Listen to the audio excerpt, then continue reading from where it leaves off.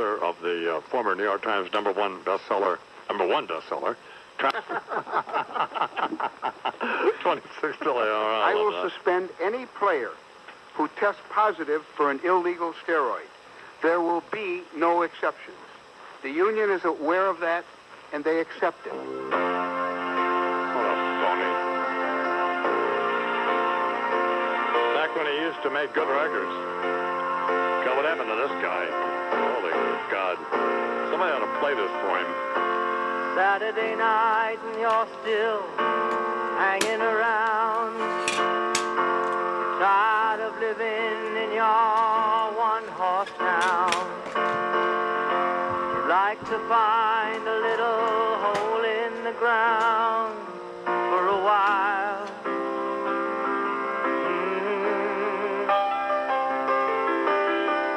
So you go to the village in your tie-dye jeans, and you stare at the junkies and the closet queens. It's like some pornographic magazine, and you smile.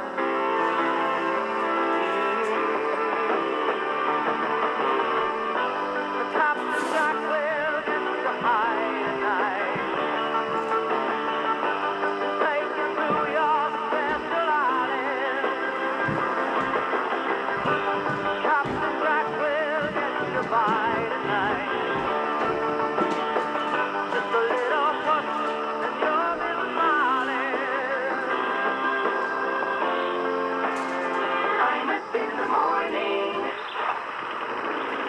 That's not good. I tell you, what is wrong with you? Yes, it's sick. My God. I'm just kidding around. God. Yes, I bet. I'm just kidding around. It's a quarter after the hour here in the I'm This Morning program. More news. Kinky Friedman, Ron and Santa, Paul Begala, and Dr. Phil. Plus, we're going to keep track of the space repair thing, and whatever happens, we'll be there. So you can watch him saw it off. Here's what I don't understand. If they saw off this piece of filler, what's to keep? I mean, it's got to be what? It's got to be there for more, to serve more of a function than just to keep the tiles from rattling together when they take off, doesn't it? What if it does anything to hold them on? What a nightmare. I don't think so. And what's the other thing he mentioned? I hadn't heard that. Some sort of, I don't know. We'll have to get more information on that. This is just insanity. I understand. There's a for sale sign on a big old rusty tractor. Can't miss it. It's the first thing that you see. Just up the road, a pale blue water tower. I look in it, painted in bright green. And my Uncle Bill there by the courthouse. He'll be lowering the flag when the sun goes down. And this is my town. Yeah, this is my town. Hey, where I was born, where I was raised, where I keep all my yesterdays. Where I ran off 'cause I got mad and it came to blood in my old man. Where I came back, settled down, the way they'll put me in the ground. This is my town. Yeah, this is my town.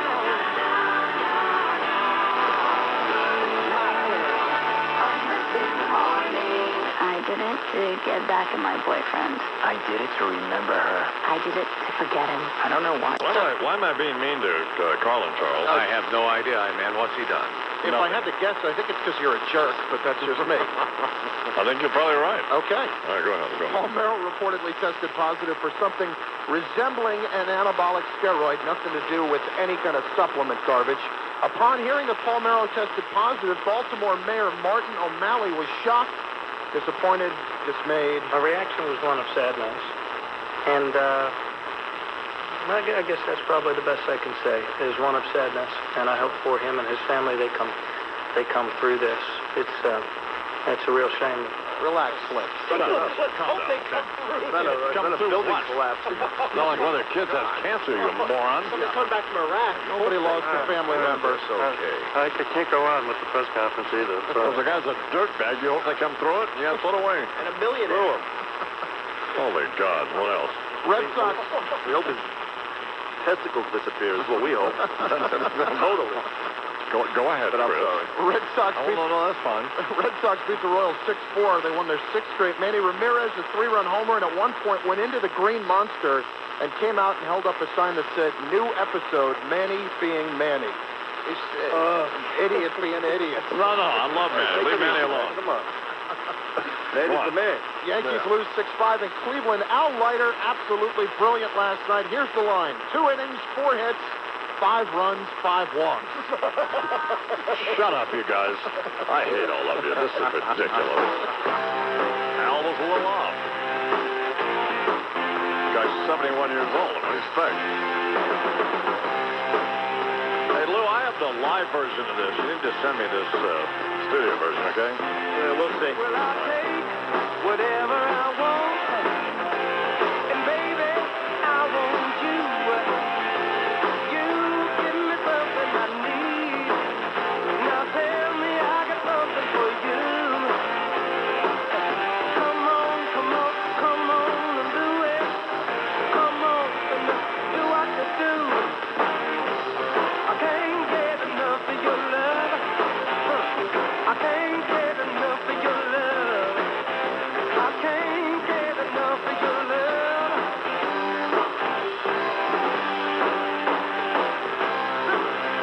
I'm a in the morning. Clifford Schweier. I mean, isn't it like the guy who puts the tile in your bathroom? You know, if it fits in the corner, fine. If it doesn't, who cares? That's right. They just whack it off and make it fit. Close enough. Put some more cork on it. Where's the duct tape? I mean, this is just insane. Well, No. first engineer Stephen Robinson will crawl to the underside of the craft and remove these protruding gap fillers. He says if his gloved hand can't remove them, then he'll use forceps to get hold of them and then this hacksaw to cut them away.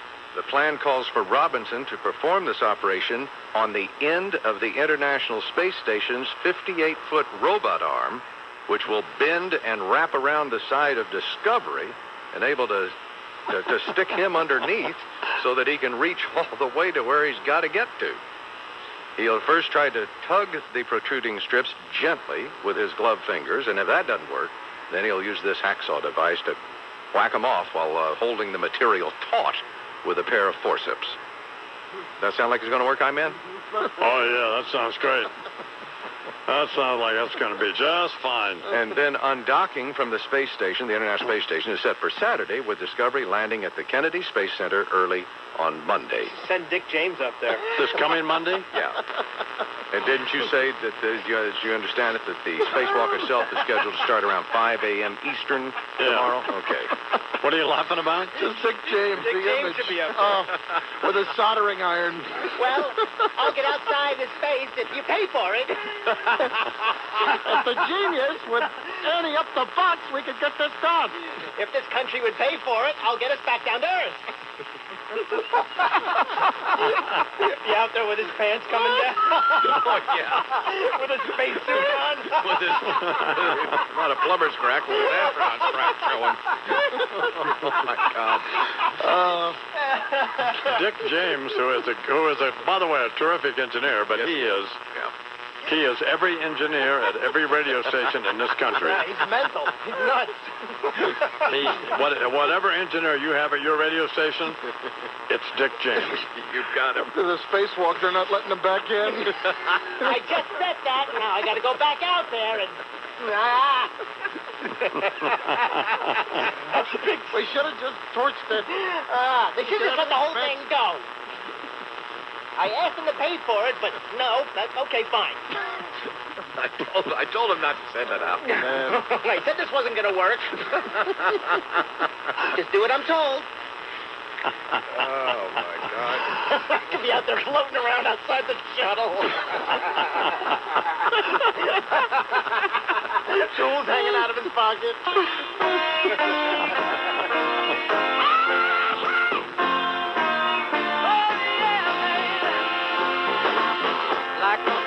I went and stayed too long.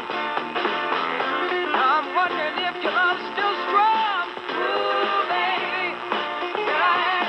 I'm sealed, delivered, I'm yours. Imus in the morning. Hi, this is now Hall of Famer Wade Boggs, and I'd like to talk to you about another exclusive group that I belong to that has changed my life. I'm talking about the thousands of guys who, just like me, have decided to take control of their hair loss and regrow their hair permanently with the pros at Medical Hair Restoration. The best thing about this club is that you see the rewards every day. Having my hair back has made me look and feel younger than I have in years, and that's the ultimate vote of confidence. Call for your free information kit, 1-877-813-HAIR. Renowned hair transplant surgeon Dr. John Frank has the medical and aesthetic expertise to guarantee your results are natural and permanent.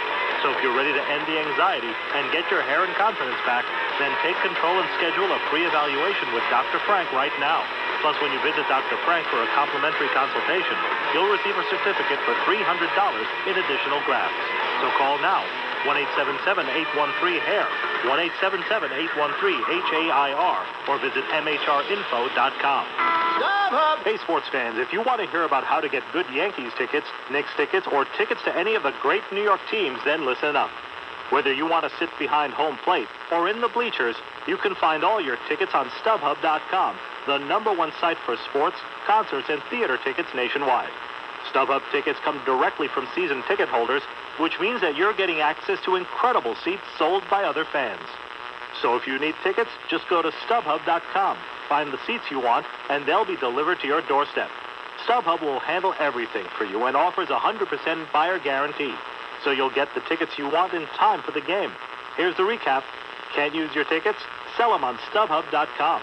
Want tickets? Go to StubHub.com. That's STUBHUB, the #1 site for sports, concerts, and theater tickets nationwide. Visit StubHub.com today or call 1-866-StubHub. StubHub! This is the Imus in the Morning radio program on WFAN New York, an Infinity Broadcasting station. It is a couple of minutes till the top of the hour, and time for some of our local headline stories, which include this morning business leaders here in New York being told that the men who launched London's suicide bombings and the transit system there used common everyday items to make their deadly concoctions of nothing sophisticated. Police Commissioner Raymond Kelly and other police officials provided details of the July 7th episode. Hair bleach and nail polish remover, just a couple of the everyday items that became deadly in the right mixture in the wrong hands. The police department, NYPD detectives in London, monitoring the Scotland Yard investigation. Kelly has been holding briefings with the private sector to encourage more vigilance in New York by private security officials at large hotels, Wall Street firms, storage facilities. He said that the materials and methods used in the London attack would be easily adaptable to New York, and said initially investigators thought that perhaps the materials used by the suicide bombers were high-end military explosives that were smuggled in, but it now seems far more likely that the terrorists simply went to a hardware store or some beauty supply stores in order to gather their materials. A New York City police officer from Long Island is dead after serving in Iraq. 4-year NYPD veteran James McNaughton of Centereach was killed after he was shot by a sniper while guarding prisoners at a camp outside Baghdad. Officer McNaughton was a staff sergeant serving in the Army Reserves in an MP battalion based in Queens. His father, recently retired from the NYPD, said he was proud of his son, whom he called a hero. Sports, Yankees lose to the Indians as the Red Sox beat the Royals. The Brewers over the Mets 6-4, and we'll be getting all those details coming up with Chris Carlin this morning. And the weather, a heat advisory in effect today. Sunny morning, partly cloudy later, high up well into the 90s. It's going to feel like it's 100 or so, but it doesn't actually get there. And it is 82 degrees right now. I am Imus in the morning. It is 6 o'clock Eastern time, 4 out here in New Mexico, and perhaps even earlier where you are. Yeah. If you're in London, it's later. That's right. It's all screwed up here. How are you, Chuck? I'm good, man. Is anything else fallen off the space shuttle, or where are we with that? How are they doing? They're going to have to look at this, that loose thermal blanket beneath that Jay Barbee was talking about, first of all, yesterday, beneath a cockpit window, and they could have to do another spacewalk. What's with the thermal window? The thermal blanket. I mean the window with the thermal blanket. Well, the fear is about that the blanket could whip away on re-entry and go, as they say, downstream, back down the spacecraft, hit something and damage it. Okay. So they're still assessing. So they're going to take it off or try to screw it on, or what? Well, they're still assessing that, I-Man, but some sort of fix may be in the offing. Any more kids killed in Iraq overnight? No, not that we have heard of, thank God. Has the president resigned yet? No, he has not, as a matter of fact. That's too bad. Well, let his dad take over. So there's some sense in there. In fact, he is saying in the wake of the deaths of the 14 U.S. Marines in Iraq yesterday, the president said on Wednesday that the best way to honor the dead is to complete the mission. Yes. And he rejected any idea of early U.S. withdrawal, thereby sticking to a familiar position. Get more kids killed. Well, none of the ones who have already been killed. You know, well, that makes a lot of sense. Despite the grim news that 21 Marines have been killed in 3 days in Iraq. What else going on? NASA engineers will decide sometime today whether or not they need to schedule yet another EVA, a spacewalk, for the Discovery crew astronauts. Mission Control trying to assess this torn thermal blanket below a cockpit window. The fear isn't about blunting the heat on re-entry to the Earth's atmosphere, rather than the blanket tearing away, whipping back down the fuselage, and hitting something and breaking it. Deputy Shuttle Program Manager Wayne Hale says it is not something that can just be ignored. It's not dissimilar to the Ascent problem of little pieces of foam coming off. You want to make sure that this doesn't do any serious damage. So NASA's engineering team has spent the overnight trying to simulate re-entry conditions in a wind tunnel to see how this material behaves, and a decision on whether to repair is anticipated by this afternoon. And about the latest deaths in Iraq, the president has condemned the violence, and while the Pentagon says it is launching an investigation, and as we mentioned, 21 dead just since Sunday. We'll have more coming up. It's 3 minutes after the hour. Do you know the secrets to making money on the internet and with online auctions? People are making so much cash on the internet, including the internet's largest marketplace, eBay, that they're actually quitting their jobs. And so can you, with a CD called The Secrets to Online Auctions, which is yours absolutely free of charge by calling right now 1-800-500-4015. Hurry, there's only a limited number of these free CDs available. 1-800-500-4015. This free CD is brought to you by Internet Speedway, a group of professionals who've made fortunes with the internet and sites like eBay. Now, for the first time, they're sharing their tips with the general public. With this free CD, you'll learn how you can sell products on the internet that you'll never have to see, store, or even pay for. Learn the simple strategies to online auctions from the professionals. Request your free CD called The Secrets to Online Auctions while supplies last. Just call 1-800-500-4015. The sooner you call, the sooner you'll know the secrets to true internet wealth. That's 1-800-500-4015. Do you take Lipitor, Zocor, Crestor, or any other cholesterol-lowering statin drug? Are you worried about the risks of these drugs? Yet have you been led to believe that there is no other way to effectively lower your cholesterol than by taking these drugs and enduring their potential side effects? Sounds like a horrible dilemma, but finally there are some viable options. And you don't have to take my word for it, since the two active ingredients in my new Colox and Solos formulas are the first non-drug therapies actually approved by our government to lower cholesterol and reduce your risk of heart disease. And today, one of them is free.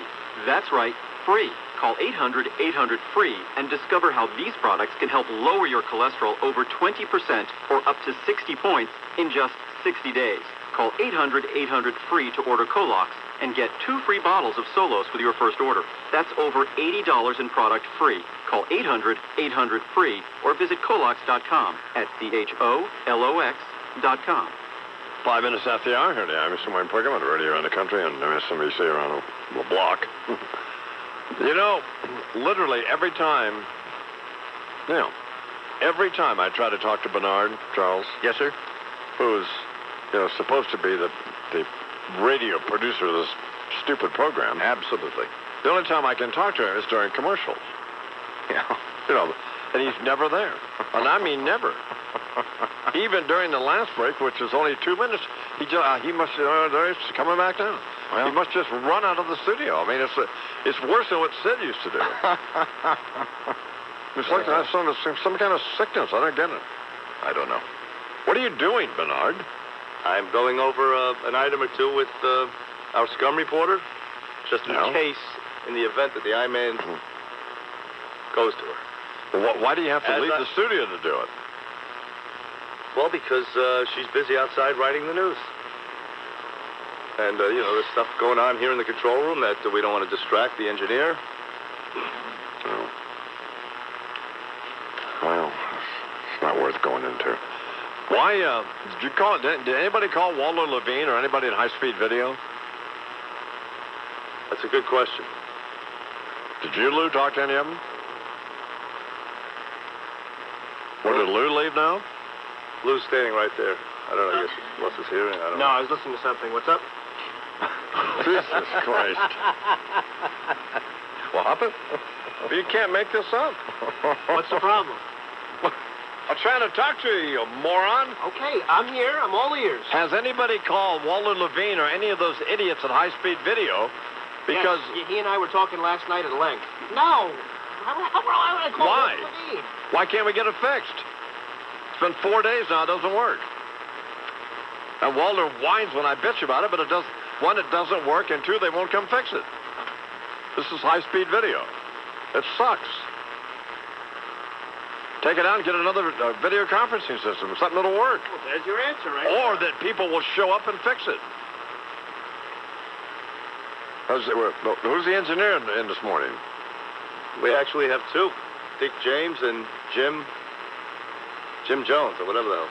Has Dick talked to anybody? He returned a call. He called them over. No, Jim says he did not return their calls. Oh, well, okay. That's all I can do. And they've been calling frantically.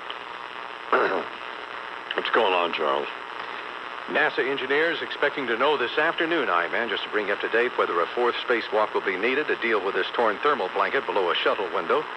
In an interview with the Associated Press today, Discovery astronauts say they remain very confident. The president says the deaths of 14 Marines in Iraq show insurgents are trying, as he put it, to shake the will of the United States. Mr. Bush at his place down in Texas, and he is playing host to the leader of Colombia today. Colombia is fighting terrorists and drug lords and working on better trade relations with the United States. Streets of London are filled with thousands of police today as authorities continue with a high-visibility security operation. Exactly 4 weeks ago this day, suicide attacks on the city's transit system killed more than 50 people. In an interview with the BBC, the deputy chief constable, Andy Trotter, said everyone was working together to have high-visibility patrols on both the overground stations and underground rail systems, a large presence aimed at reassuring Londoners as well as actually deterring another attack. The U.S. State Department warning American citizens in Britain to be extra vigilant. The department yesterday issued a statement saying there are continuing security concerns in the United Kingdom. It advised U.S. citizens to maintain a high level of vigilance and exercise caution whenever out in any sort of public place. Some harrowing stories coming from passengers who were aboard Air France flight that crash-landed in Toronto on Tuesday afternoon. Lisa Papo, a 15-year-old Canadian student, said she knew right away that something simply was not right. After the landing got really bumpy and the lights started flickering in the plane, I knew something was wrong. It didn't seem normal. And when the plane stopped, I knew we were in trouble and we had to get out. The teen was among over 300 people who managed to escape with their lives. There were no fatalities. The black box recorders aboard the Airbus A340 were recovered yesterday. Officials pretty much looking at bad weather, at least right now, as a likely major factor in the jetliner's fiery crash. Former President Bill Clinton urging the Bush administration to step up diplomatic pressure on Sudan to allow more international peacekeeping troops into the country. Speaking at a convention of African-American journalists in Atlanta, Mr. Clinton said there needed to be more troops in Sudan and that the United States should go to the UN to put more heat on the Sudanese government.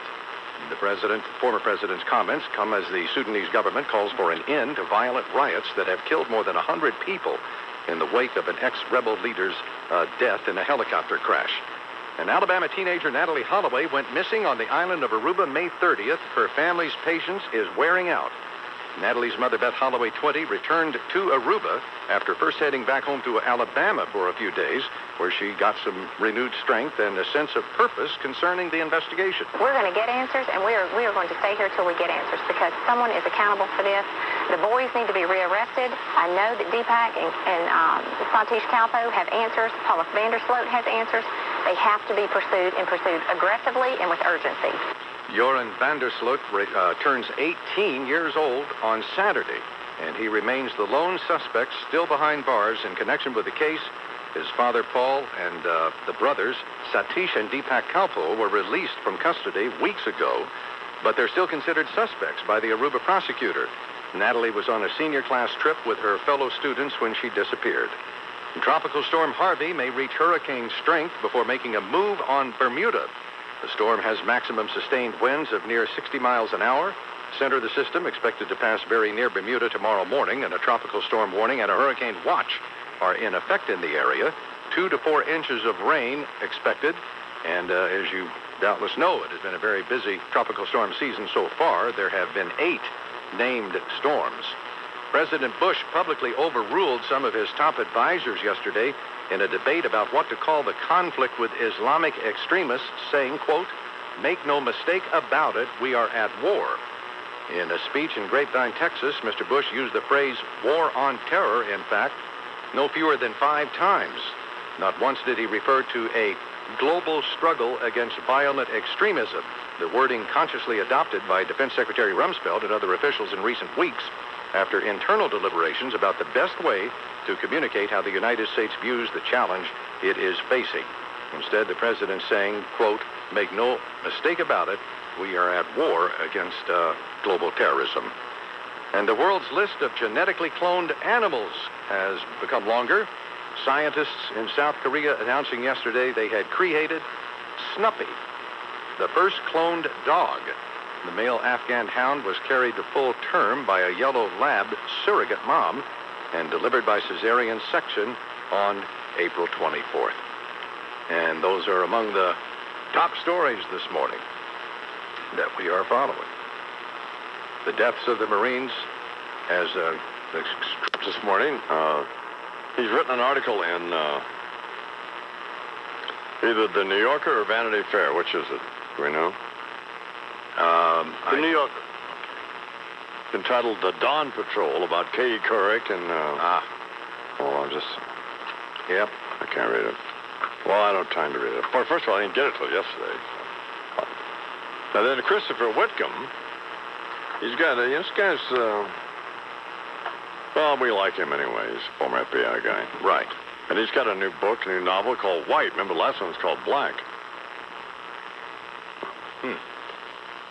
I don't know what this is about, but I just got this yesterday. Oh, okay. So, well, obviously, I'm out here trying Mr. Ants for kids with cancer, and there's no way to read anything. Sure. You know, I'm so annoyed here this morning with Bernard and Lou because you just can't make up how stupid they both are. It's just impossible to conduct this program because well, so I'm just enormously irritated. Because it's difficult enough to do, and then they just make it more difficult. So, I've had it with both of them.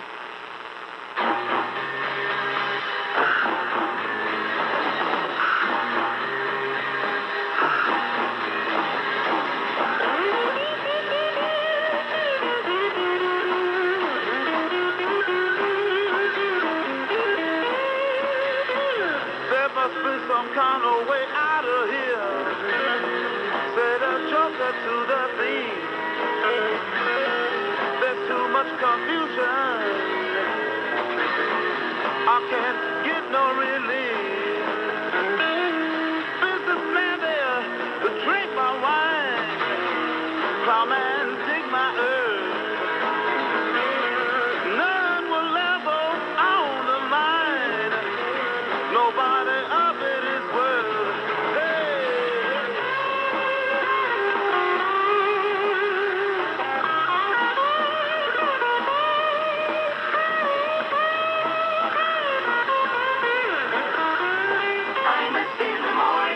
For 150 years. No problem with her wearing a thong and exposing it in Me public. either. I'm cool with that. But that doesn't mean she's a bad person. I think she's a nice person. She's had enough tragedy in her life. Leave her alone. That's my only That point. doesn't give her the right to act like an a-hole toward her staff. Who says she does? The staff. This is Right, like you bastards whining about me. Well, you are an a-hole. No, am I? Oh, I am. But she pretends not to be. See, there's some hypocrisy there. Wait till next time there's a problem and somebody has to step between you clowns and management. It's not going to be me next time.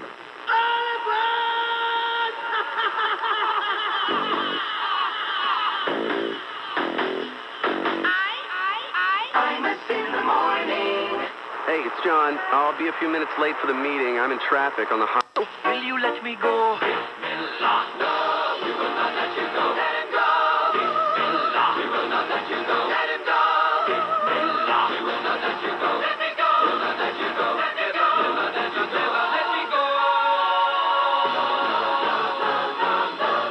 Mamma mia, mamma mia. Mamma mia, let me go. Beelzebub and the devil put aside for me.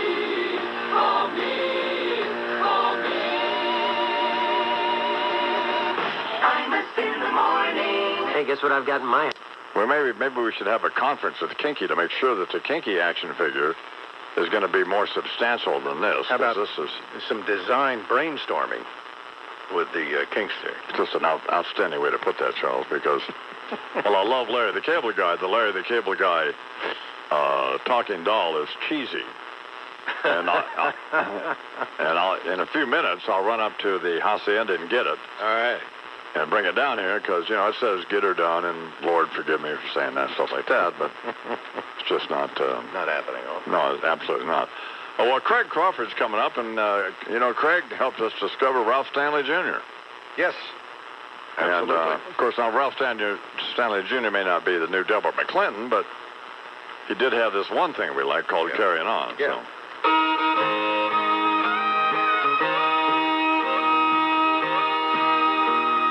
Living on the road ain't easy. A man can really get the blues. If I live up to my name, I'll have to fill some mighty big shoes. The Stanleys wore some mighty big shoes.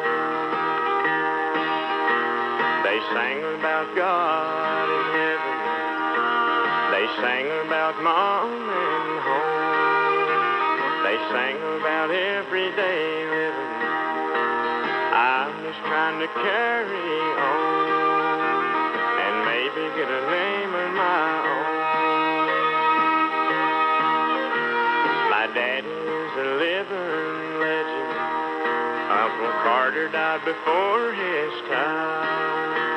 When I walk out in the spotlight, we're all standing side by side.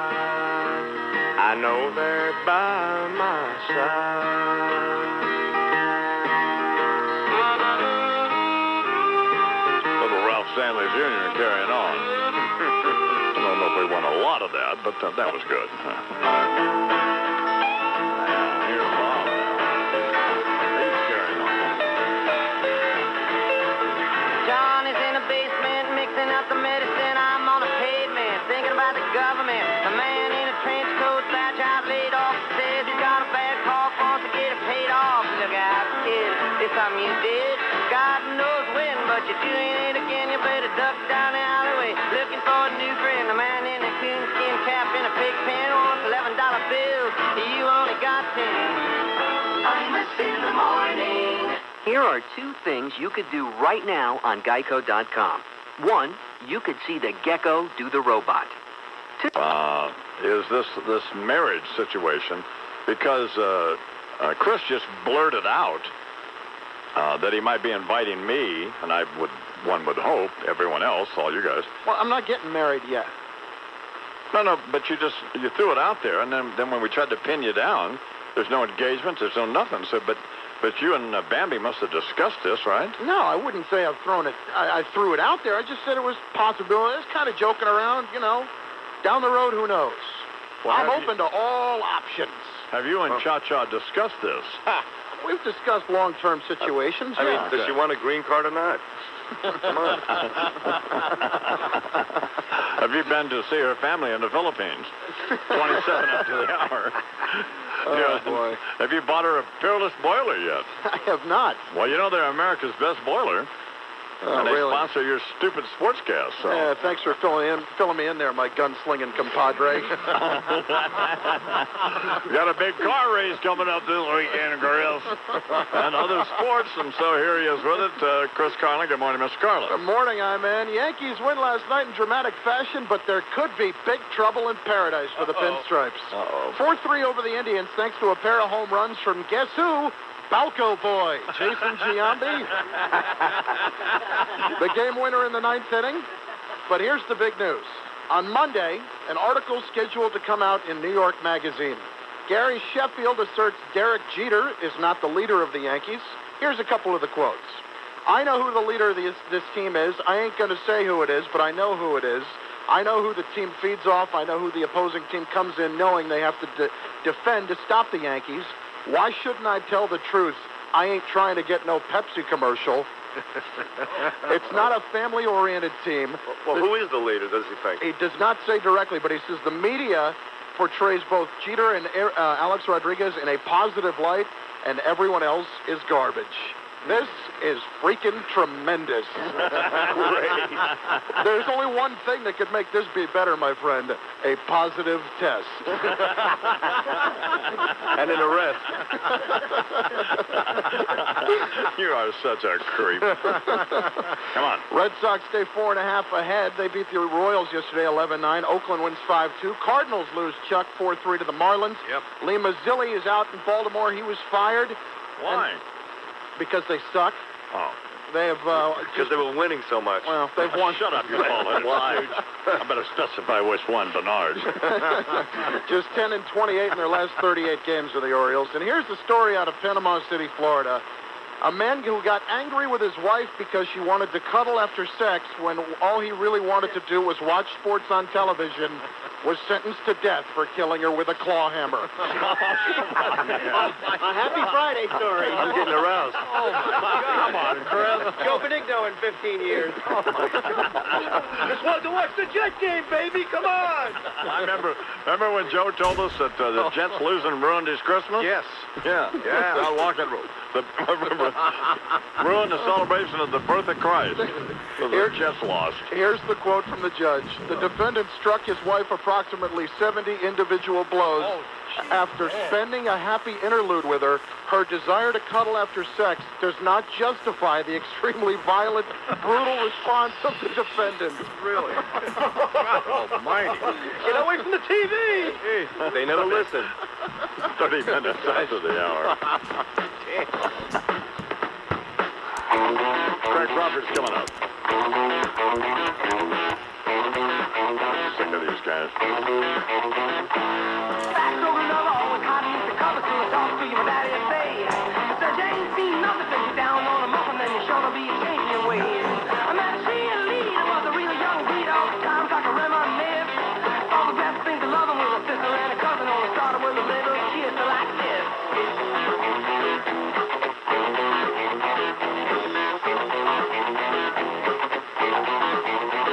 I'm a in the morning.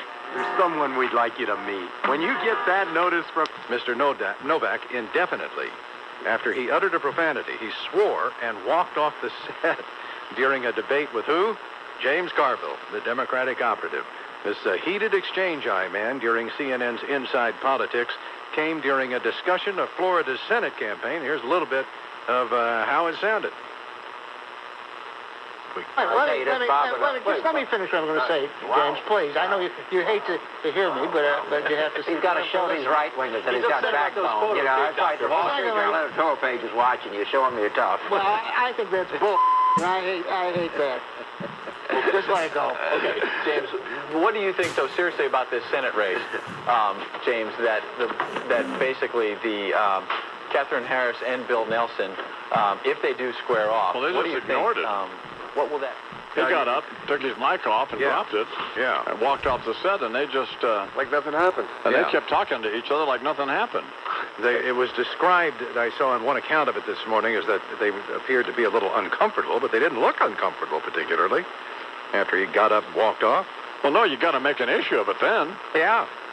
Well, come on, James. You got to grab him. Let's keep it real. Oh, that's weak. Oh, That's man. the CNN is horrible. Supposedly, the guy was about to ask him a question about the Valerie Plame thing, and he knew it. Yes. So the speculation is that that was the real reason why he got up and left. Apparently, he had been told that it was going to come up, right, Bernie? Exactly. Yeah. That's the speculation. Yep. Maybe he was genuinely PO'd at Carvel. Who knows? Well, of course, we love Carvel, but Carvel should have went. No, Carvel didn't. Hey, Bob, well, you got to go to the bathroom? Well, get a diaper.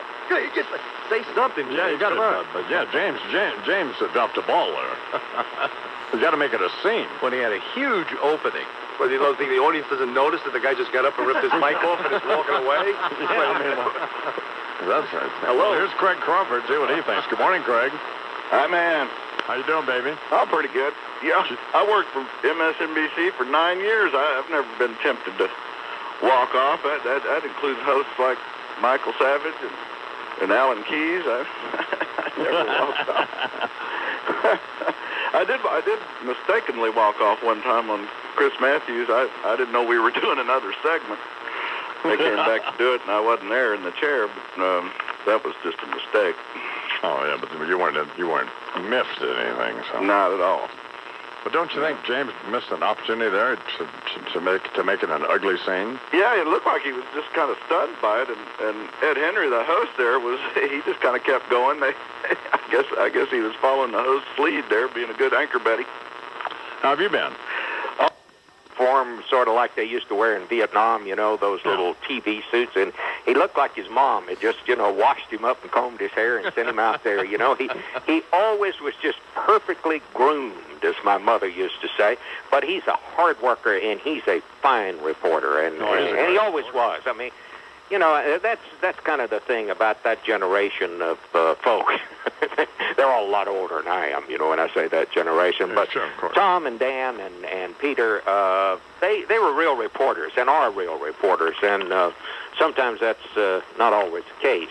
But they were, and they paid their dues. And I have great respect from all of them. And I learned a lot from old Peter watching him over the years. He really knows a lot about foreign policy, I think. And an elegant man, yeah. Yes, he is. Quite so, and he's also a very, very nice person. I mean, when I took over from Dan, he called me one afternoon, well, the first night, and said, "I just want to wish you the very best." Well, you don't have to do things like that, but he found the time in his afternoon to do that, and I really appreciate it. Yeah, sometimes I feel bad about suggesting he had an intern under his desk, but I was just kidding around. I'm sure Peter understands that. It just adds to his image, right? Yes, it does. It just makes him more of a hunk, because he is hunky. It's 23 to the hour. Time with Bob Schaeffer from CBS News. Talking about Peter's illness and how he's battling lung cancer, how he's doing. When John Roberts was nominated by the president, I thought, man, that's to go from a White House correspondent to... That's a big step, isn't it? But it turns out it, of course, wasn't him. Obviously, everybody else knew. So, but John Roberts... I think John wondered. I think, just for an instant there. Well, we talked to him, actually, that morning, but I'm sure, he's not the sharpest knife in the drawer, but he's what you have, so what are you going to do? Now, which one are you talking about? I think our John Roberts is a fine person. Just trying to get you in trouble. Hey, but the John Roberts he did nominate doesn't look like there's anything there either, does there? I mean, anything there to... I think it's going to be, I think in the end he's going to be confirmed. They're going to dust him up. I mean, that's just part of this process, and you can't go to a job like that. I mean, you ought to be questioned very closely, and but I think in the end that he is going to be confirmed. I mean, frankly, the Democrats want to know a little more about where he stands on various things, and so do I. I mean, and so do the American people. But I think in the end he's going to be confirmed. In fact, a big Democratic lobbyist I was talking to the other day said he's advising all his clients, said let Roberts go and try to get back to Karl Rove as quickly as you can. That's what he's advising all his clients. Did you hear Judith Miller, of course, is in, as you know, is in prison. Oh, yeah. And I talked with Brokaw yesterday. He's up at his ranch. I like old Brokaw. Oh, I do, too. He's one of my closest friends. So anyway, he went to visit her, Well, I got a letter from her the other day. You did? I'm staying in contact with her, too. Yeah, but anyway, go back to your story. Well, her husband is on this Mediterranean cruise. I saw that. And Brokaw says, he's trying to spin it for me. He said, well, she told him that, because the cruise had been planned before she went to jail, you know, that she told him that she'd divorce him if he didn't go on the cruise.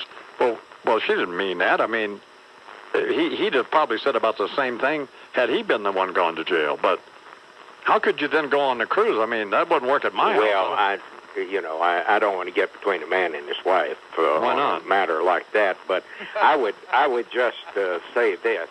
It wouldn't work at my house. Man, I'd better be baking a cake with a file in it or something. I tell you, you and we'd be trying to get into a jail someplace so they couldn't find us. And we're married to very similar ladies. Yeah, we did. 21 till the hour. Then we're listening to this press conference this morning from the folks, God bless them, it's a space shuttle. They're all brave, obviously, people. And the one guy's talking about going out and repairing the spacecraft, and he says, I hope I don't have to use the hacksaw. Well, so do I. Well, here's what I'm thinking. You mean we have spent untold billions of dollars on this space program, and we got a guy floating around out there in space, and all he could come up with is a hacksaw? Well, I tell you, I'm kind of worried about this whole thing, and I guess the part when we all start to really get worried is when the guy pulls out the gaffer's tape. But that's what we've held CBS News together with for all these many years. I mean, doesn't it sound crazy? Big old roll of gaffer's tape. But like Charles said, a hacksaw and a crowbar. Yeah. To fix this thing. And but I listen to these news conferences, and I have great respect and admiration, and I say this in that vein for all of these people, and especially these astronauts and these engineers. This is, this is one of the toughest things. But, it's kind of like when they say, well, yeah, we got a little problem. It's sort of like that airline pilot, that comes on and he says, well, folks, I want you to buckle up here. We may have a few bumps here because the wing just fell off the airplane, but, just sit there and enjoy your... And they kind of... I mean, these are test pilots and these are engineers, but this is serious business, Don. I mean, when you're talking about them going out there now, making a spacewalk that they've never rehearsed, to try to repair something, this little piece of whatever it is that's sticking out there, and doing this stuff in these spacesuits. I mean, you talk about doing it with a hacksaw.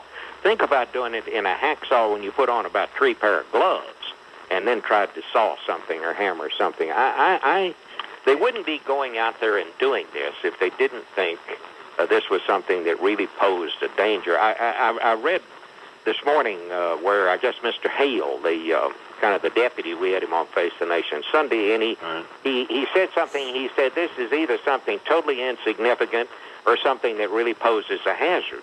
And I thought, boy, that's an all-encompassing statement, isn't it? I remember years ago when I worked at the Star-Telegram, and we had a big jewel robbery at the Hotel Texas, and I went down to the police station. It was Sunday morning. I'll never forget it. And the lieutenant, the shift leader, was a guy named Chick Matlock in charge of the detectives. And I said, Chick, they're calling me from the AP. They really need a quote. What do you think happened? He said, oh, we don't know. And I said, well, Chick, just give me something. Tell me something. He said, well, this is either a band of international jewel thieves, or he said it was some old drunk that broke in there. Well, that pretty much covers the waterfront, doesn't it? I mean, when the guy is saying this is either something that's fairly insignificant or it could pose a real hazard to coming back, we don't know at this point how bad this is, and let's just hope to God it's okay. That's what I was going to ask you, if you'd heard anything that we haven't. No, I mean, Bill Harwood, who is our guy down there at the Cape, and I think probably knows more about this than anybody outside of NASA. He may know more about it than anybody inside NASA. I don't know. He's pretty good. He says that they all feel pretty good about it and think it's going to be fine, and they're just doing this as a precaution. But I tell you, after watching the government at work and hearing people give answers that everything's going to be fine, we just got to check a couple of things. I'm gonna wait and watch, and I kind of I'm holding my breath on the thing. I'm kind of worried about it. When talking to Bob Schaeffer from CBS News, when are they scheduled back? Let's see. I think they were going to step there about 2 weeks, so it was going to be Sunday week. I think they've now put that off for at least 1 day. So I guess it's next week. But tomorrow is the day they're going out there with the hacksaw, so, or whatever it is they're going to take out there, and that's going to be one of the key things. So I would guess we'll be on the air tomorrow while they're out there. This is going to be quite a dramatic thing, I think. We listened to a little bit of them talking this morning. Yes. It's an amazing thing. I mean, this thing travels, just think of this, 5 times faster than a bullet from an assault rifle when it's leaving the earth. You know, and it, what is it, how many tons does it weigh when it takes off? In 8 seconds, I think it is, into the flight, it weighs half as much as it did when it was sitting on the ground. That's how much fuel it, I mean, this is just a remarkable thing. I mean, we kind of take it for granted because we've been watching it for so long, but this is not like getting on the Delta shuttle out at LaGuardia. I mean, this is a dangerous business, and it always has been. And the other thing, and I think the part that really kind of bothers me, these shuttles were built back in the 80s. And, you know, they're getting to be 20, 25 years old. And they say, you know, they had the latest technology and all of that. And I think there is something to be said for that. But the fact is, these are old vehicles. And the real question now is, should they be flying these things, or should we terminate this thing and go on to the next step if people think a next step is necessary? I remain to be convinced that we need to go to Mars. But, you know, if you think, I mean, you can make the argument that you do. I mean, I hear everything you say about these folks, and we obviously, I mean, all hope they get back here okay. Yeah. But I think if it's 2005, and we spent all this money on a space program, and we're reduced to having to go outside and try to repair it with a hacksaw, that it's time to do something else. I mean, that's insane. I think that's right. And, I mean, I think the question is, what is the mission of the space shuttle now? I mean, is this a vehicle that has a mission? I mean, they sent it up this time to find out basically if it was safe to fly. And they also, of course, excuse me, have to resupply the space station out there, where you have the Russian and the American astronaut up there, and that's part of the job. But there are other ways to get supplies up there, and I think that's where you have to make a decision.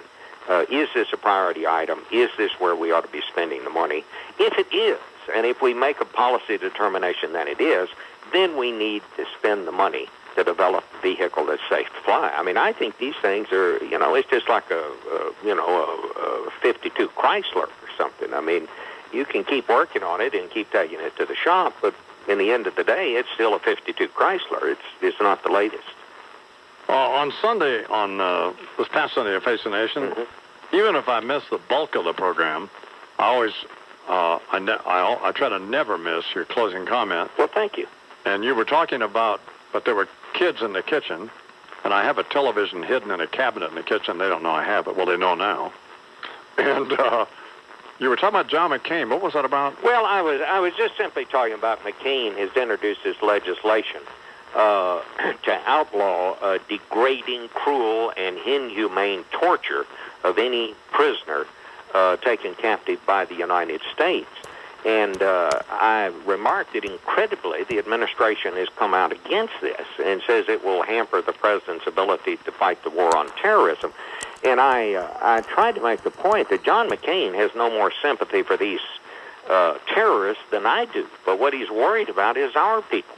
And he believes that if they know that we're torturing their people, it's going to make them even more likely to torture our people. And I said that the administration, I know they don't like John McCain, a lot of them, but on this one, I think John McCain knows more about prison and torture than anybody in the United States. After all, he was tortured for 5 years, and when he tells me that he's worried about the next person that's taken captive by this people, I listened to John McCain, and I suggested that the administration, on this one anyway, might ought to listen and take a little advice from John McCain. I mean, this idea that, you know, that we're against legislation to outlaw cruel and inhumane treatment raises a question.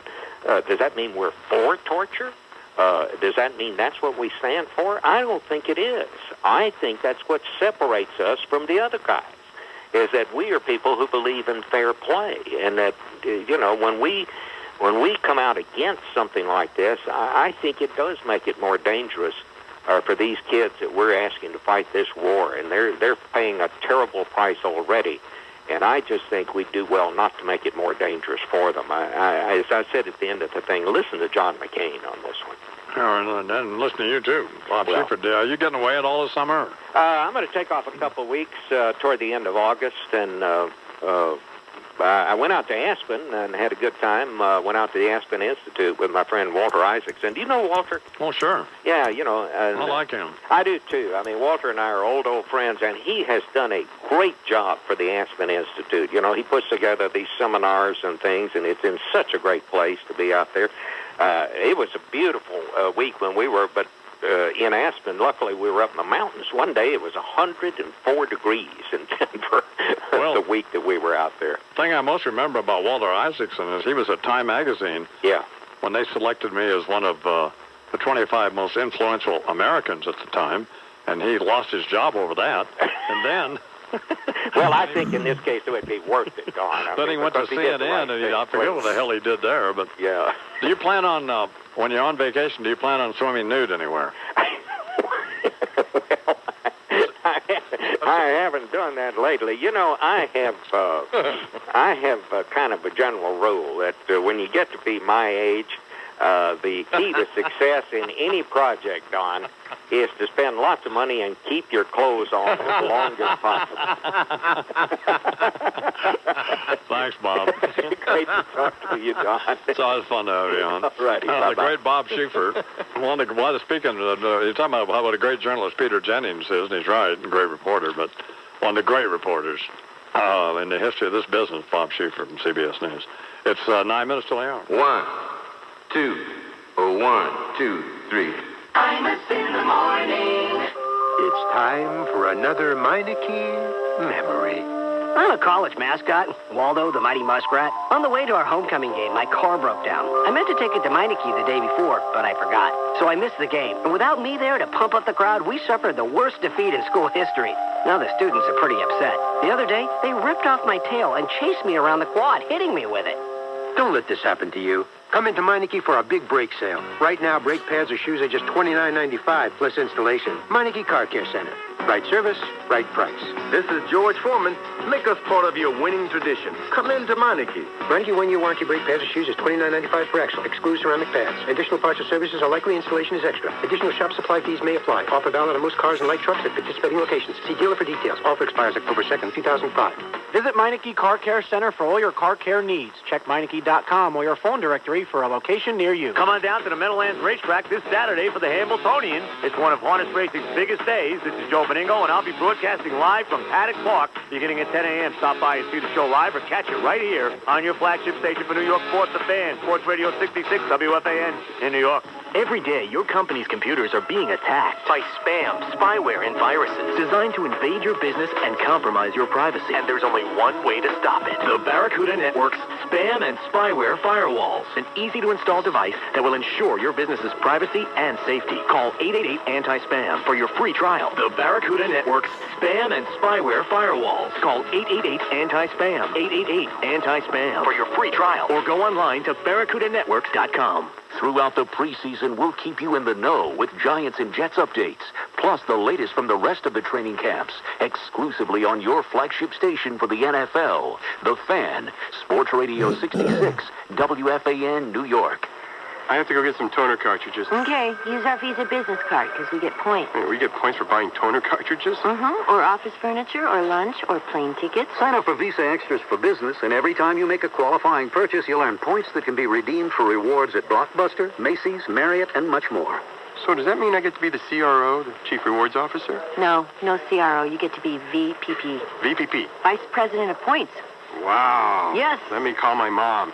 It's easy to enroll your Visa business card. Just go to Visa.com/Visa Extras or call 1-800-960-8472. Visa Business. It's everywhere you want your business to be.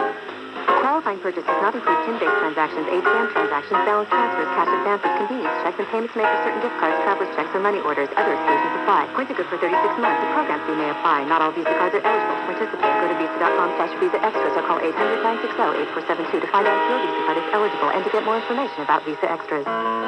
If you think a little heartburn is no big deal, even if you're taking medication, I've got 2 words for you. Think again. Persistent heartburn 2 or more days a week, despite treatment and change of diet, may be acid reflux disease. And about 1 in 3 people with acid reflux may have damage in their esophagus and not even know it. Now I've got another word for you. Nexium.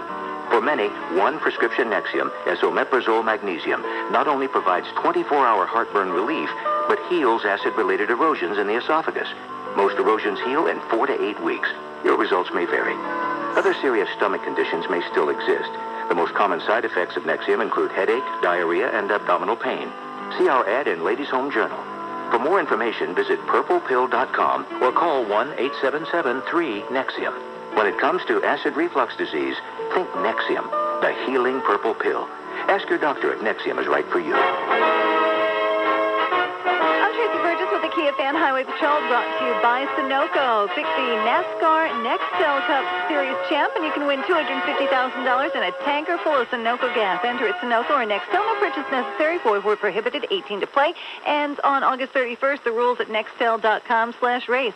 Eastbound on the Cross Bronx, it's heavy from the GWB right into Webster Avenue. Accident still taking out the left lane. And westbound, you're packed from Rosedale Avenue to 3rd Avenue. In northern New Jersey, westbound on Route 3 at Route 495 North Bergen, there's an overturned tractor trailer. It was carrying hardwood flooring. Not anymore, because the mess closes down the ramp to westbound 495 until further notice. 20 at the Holland, 40 at both the GWB and the Lincoln. The IMUS in the morning forecast, clouds and hazy sunshine. High temperature in the low 90s. Currently 75 degrees under hazy skies in Central Park. I'm Tracy Burgess with the Kia Fan Highway Patrol. Listen up, men. You can now get a free 30-day sample box of Enzyte, the once-a-day tablet for natural male enhancement. Enzyte continues to be the best-selling male supplement in North America, with millions and millions of satisfied long-term users. If you would like a free samples are only available for a limited time while supplies last. So call 1-800-900-4211. 1-800-900-4211. Enzyte, the once-a-day tablet for natural male enhancement. 1-800-900-4211. You know the latest advancements in hair loss technology? Well, now you can with a free special report from Hair Club, the leader in hair loss solutions for over 30 years. You'll learn about the wide range of proven solutions now available, from hair therapies to non-surgical hair replacement to transplants. This valuable information is available exclusively from Hair Club. You'll separate fact from fiction. And if you call right now, this information is free with our compliments. Everybody's hair loss is different. There are hundreds of companies selling thousands of solutions. Many so-called miracle cures simply don't work. And most companies are biased since they offer only one solution. Hair Club is the only company nationwide to offer all proven hair loss solutions. Don't wait. The phone call is completely confidential. When it comes to proven hair loss solutions, it's Hair Club. We do it all. For you. Get your free special report by calling 1-800-700-5105. Dial 1-800-700-5105. That's 1-800-700-5105. Life is calling, let's start living it through tonight. By the wings unharness it out to Meadowland. Come on, let's go. The winners play and adrenaline flows. It's all about being here. It's what your soul understands. It's all about being here. The Meadowland. This Saturday is the single greatest day in harness racing, the $1.5 million Hambletonian. This is the one they all want, and the one you don't want to miss. Get here early and score a 2005 Hambo cap for you and a Hambo lunchbox for the kids. There's live music, free family fun, and a full slate of races leading up to the main event. The Hambletonian, this Saturday, harness racing's most coveted prize at Meadowlands Racetrack. Of course. First race, 11:30 a.m. It's all about being here, the Meadowland. Hey, this is Tanya Roberts, and I want to know where you're going on your next romantic weekend getaway. Well, how about 3 days and 2 nights in Las Vegas at a major strip resort? And what about you don't pay a dime for it? That's right. Act like a high roller in Vegas and pay nothing for it. It's all part of the celebration of Las Vegas' 5-star resort, Soleil. Soleil wants you to get out of Dodge, stir up a little romantic magic, showcase their strip resort in the most exciting city on earth with a complimentary second honeymoon, all on Soleil Resorts. Las Vegas is calling. Come on. Get down to Vegas Vegas for the time of your life. So stop what you're doing and call this special toll-free number. Just call 866-41-GO now. Oh, and as an added bonus, if you call within the next 15 minutes, they're going to throw in tickets to a hot show right on the strip. Call 866-41-GO now. That's 866-41-GO now. A small shipping and handling charge may apply. Void where prohibited. Hi, I'm Imus in the morning, and this is WFA in New York, an Infinity Broadcasting radio station. I was just talking to Charles off the air. He's having some significant lower back pain. Yep. From something I don't know. Who knows? And I said, well, is it just discomfort or is it pain? He said, no, it's pain. I said, well, one time I gave Charles a Vicodin, and it made him sick, so he can't. Dear God. So they can't take anything, or doesn't, or whatever. And I don't even relate to that. If I just think I'm going to be in pain, I'll take something. Get ready for it. Well, yeah. But anyway, then I said, well, why not call old Dr. Derek Vaughn? Yeah. Charles, oh yeah, I'll call him after Labor Day. Well, no, I'm scheduled to go see him next time, right after Labor Day. He's there every day, usually. Oh, I know he is. He'd be happy to see you, you know. I know. He's a lovely man. Or, well, I mean, because we think the back pain's related to something, who knows? Who knows? Anyway, I'm sorry you don't feel well. Thank you. That's my point. Thank you. Anyway, what's going on in the world? Damned if I know. It's a mess, isn't it? Hey, gods. Figure it out, Four Eyes. Certainly will. The crew of the Space Shuttle Discovery is saying they're confident that this first-ever spacewalk to repair thermal tiles will go smoothly, and beyond that, they think their spaceship will absolutely safely bring them back to Earth. At a news conference from space this morning, First Engineer Stephen Robinson says he's going to go outside. He'll be the guy who has to crawl beneath the craft at the end of the long cargo boom and remove these two little protruding gap fillers sticking up, one of about an inch and another and a little less than that, either by cutting them away or just giving them a gentle tug to see if they'll come out. Might even try to poke them back in where they belong. With a crowbar. I mean, I don't mean to belabor this or to think it's that amusing. Right. Because it's not. It truly isn't. But I mean, it's bizarre. Yeah. You can't be up there with a hacksaw. I mean, But this is what they've always done, is adapt to these problems. But I know what you're saying. I understand. The last thing I want somebody to say to me is that's the way we've always done it. Well, we're not doing it that way. No. Okay? We're not doing it that way, and you're fired. But this is what they do. They call them workarounds. This is what they do. So, well, man, I hope these people get back here. Oh man, I tell you. But the reason they're going to this extraordinary step is because the engineers simply don't know enough about the problem and its consequences, maybe, to leave the thing unattended. So, yeah. That gray around your temples makes you look very distinguished, Charles. Thank you. I noticed my hair is getting just completely full, just completely full of gray. Yep. Well, whatever. It happens. Which I don't mind. It's fine with me. But back to the space deal. So when are they going to do the repair? Tomorrow. What time? I haven't seen a specific time, man. But it's going to take a while. I mean, Jesus, 3.5 after the hour. The news is sponsored by NewsDaysCars.com. Good morning. Read these stories today only in Newsday. Sex, drugs, and tanning beds? Should you worry about your teen and UV rays? From cattle rustling to falling donut sales, what else could be blamed on Atkins mania? And didn't Palmero swear he never used steroids? Check out his actual testimony today in sports. For news and information you can't find anywhere else, read Newsday every day. Newsday every day. Newsday every day. Today on the Cars.com Excited Customer Showcase, Bart Bemis rejoices finding a midsize sedan. Oh, four-door, your seats are Caribbean leather, and you're playing my CDs. Oh, four-door. Now I'm weak in the knees. Oh, four-door. Bart used Cars.com to research vehicle options and contact a dealer.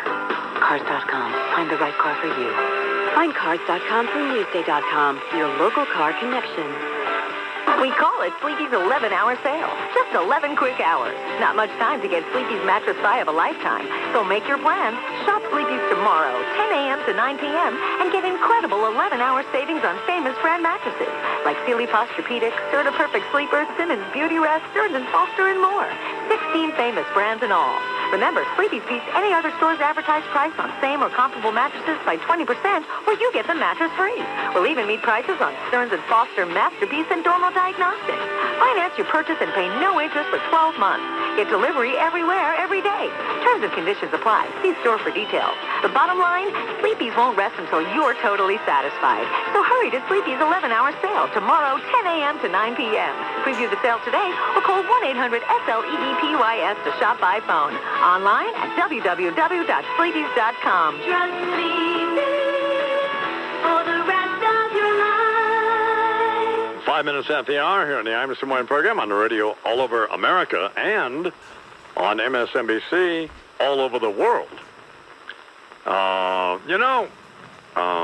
Part of the idea for this mission, this space mission, was to determine by their own admission if they could fly one of these things safely. To test all the various modifications they have made since the Columbia disaster, yeah. Okay, well, we already know now, Randall just pointed out, we already know now they can't fly safely because stuff has fallen off of it and hanging off of it. Yeah. And now we got one of the astronauts has to go out there with a hacksaw and try to. Jesus, you can't make this stuff up. a hacksaw and a glue gun and here's what I would have done, which is why I should be president. Or certainly in charge of more stuff than I am now. Is I'd have put 8 people from Guantanamo Bay in it. And said, well, if it blows up, I'm sorry, Ahmed, but if it blows up, you're used to that sort of thing. Yeah, you bastards like blowing up in airplanes anyway. So, welcome to Mecca, wherever in the hell they're going. Yeah. Sorry, the virgins are fat, but whatever. Anyway, 6 minutes after the hour, we're going to go to Jay Barbary in just a second. But let's go to Jay Barbary, and then we'll go to David Gregory, the very fine chief White House correspondent of NBC News. But first, let's go to Mr. Barbary. Good morning, Jay. How are you? Good morning, Amos. You're sounding in great form this morning. Well, here's the thing that just occurred to me this morning. I'm not trying to be amusing at all, and I recognize that how brave these people are who are in that space shuttle, and God willing that they'll get back here okay. But it just seems bizarre to me that after spending billions of dollars on this idiotic space program, well, not idiotic, but on this space program, that the best thing we can come up with is a hacksaw to fix it. This thing. Doesn't it seem goofy? Well, I tell you what you're looking at, Amos. You're looking at the new NASA. Now, Wayne Hale said this yesterday. Had this occurred any of these flights before, they would have paid no attention at all to it. Most people think it's not a problem anyway. But what it is that the shuttle is the only winged aircraft that flies at 22 Mach. That's about 12,000, 13,000 miles per hour in the upper reaches of the atmosphere around 200,000 feet. So they have no data on this.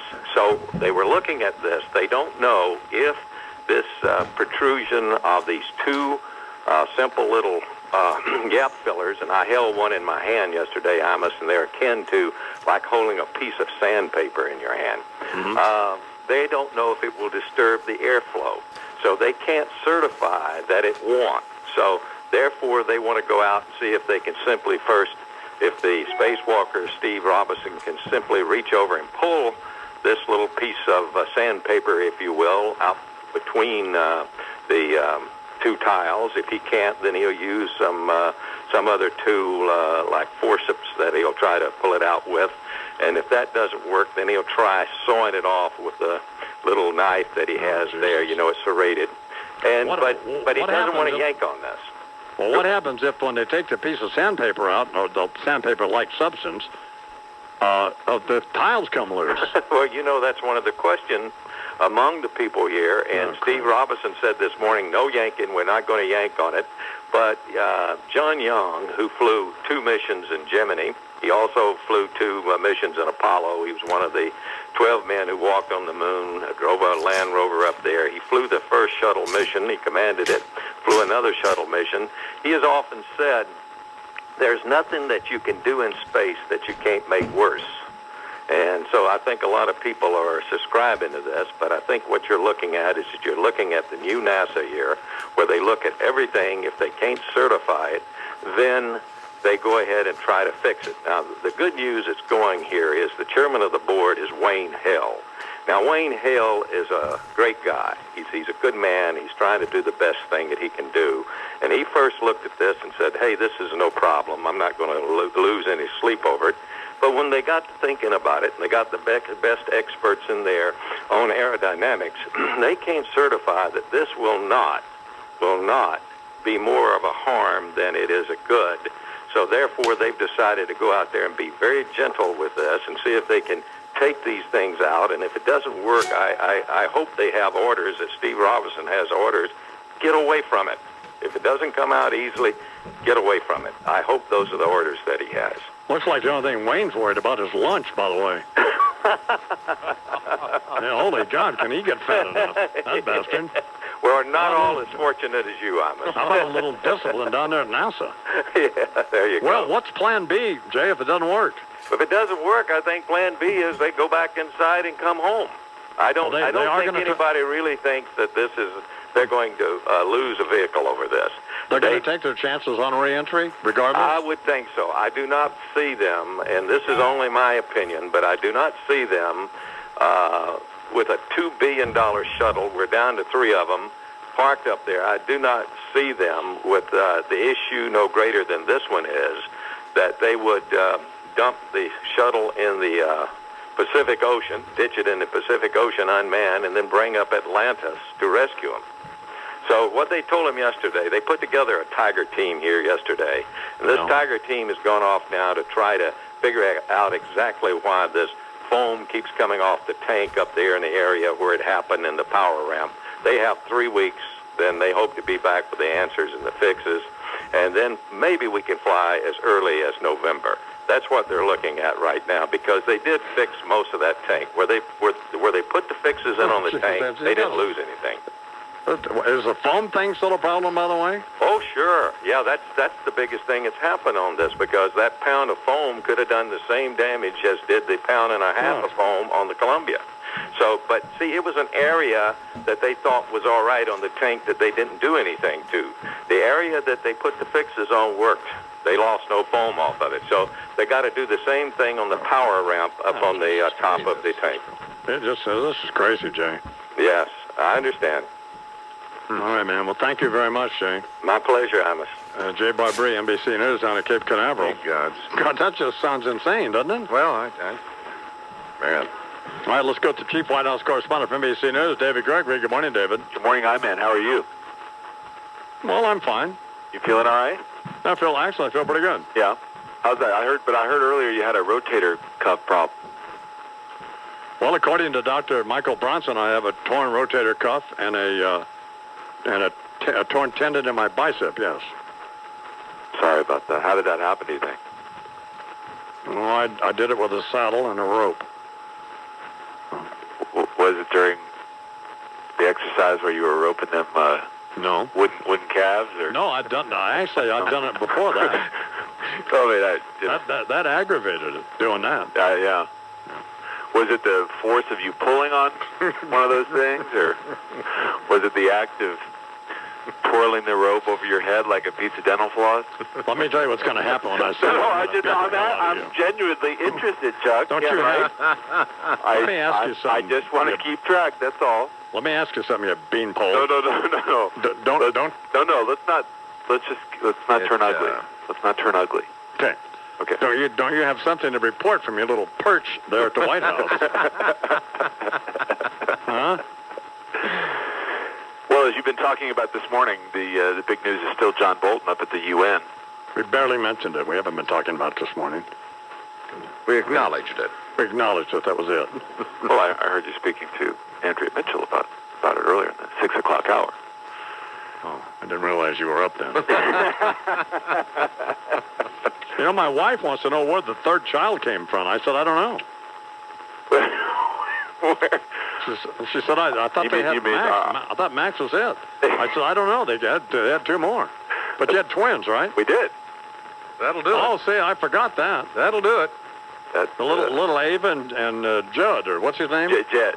Judd. J-E-D. Yes. Why we would name a kid Jed is, of course, way beyond my ability to comprehend. But Listen to a story about a twin named Hey, Jed, how you doing? What's your dad do? Well, he holds hardball on MSNBC. You heard about Chris Matthews, right? He's in prison now. Why don't you leave my kid and his name alone? Well, I love children and old people. Wouldn't be the first time somebody said that. Share another Michael, you Shut up and hard you pointed stooge. It's, it's one of those things. It's the people in between I can't stand. So, anyway.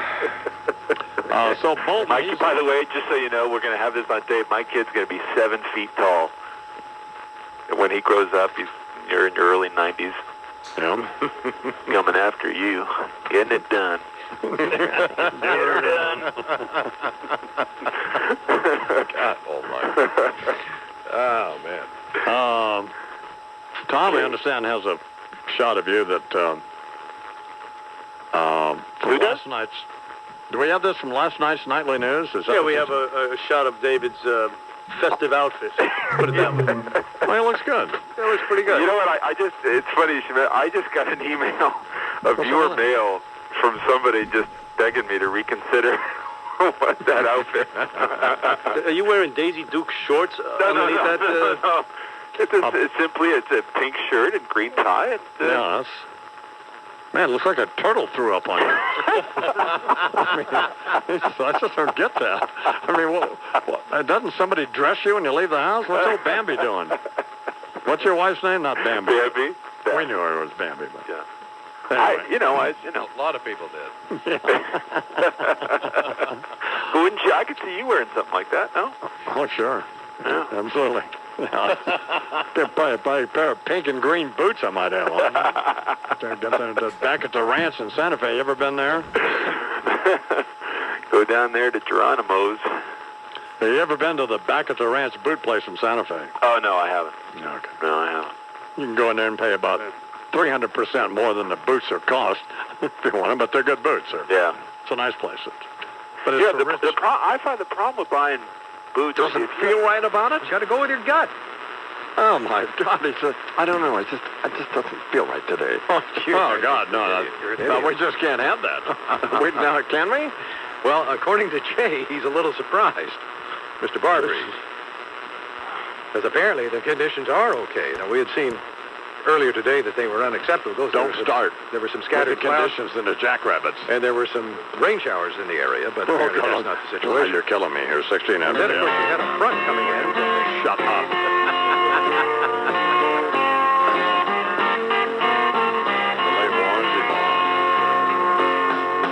Some days I feel like my shadow's casting me. Some days the sun don't shine. Sometimes I wonder what tomorrow's gonna bring. When I think about my dirty life and times. One day I came to a fork in the road. Folks, I just couldn't go where I was told. Now they'll hunt me down and hang me for my crimes. If I tell about my dirty life and times. I'm up in the morning. I'm beginning to get a little bit scared. For a little man. Next time. Swing and a home run! Get up, baby! Get up! Get up! Get up! Swing! Swing! Home run for David Eckstein and the Redbirds win this, baby! 5-3. Mike Shannon on Camel X in St. Louis. David Eckstein, all 5'7", 165 pounds of him, who looks like he's about 6 years old, hit a walk-off grand slam. Cardinals beat the Braves 5-3. For Eckstein, the anti-Bonds, an exciting moment.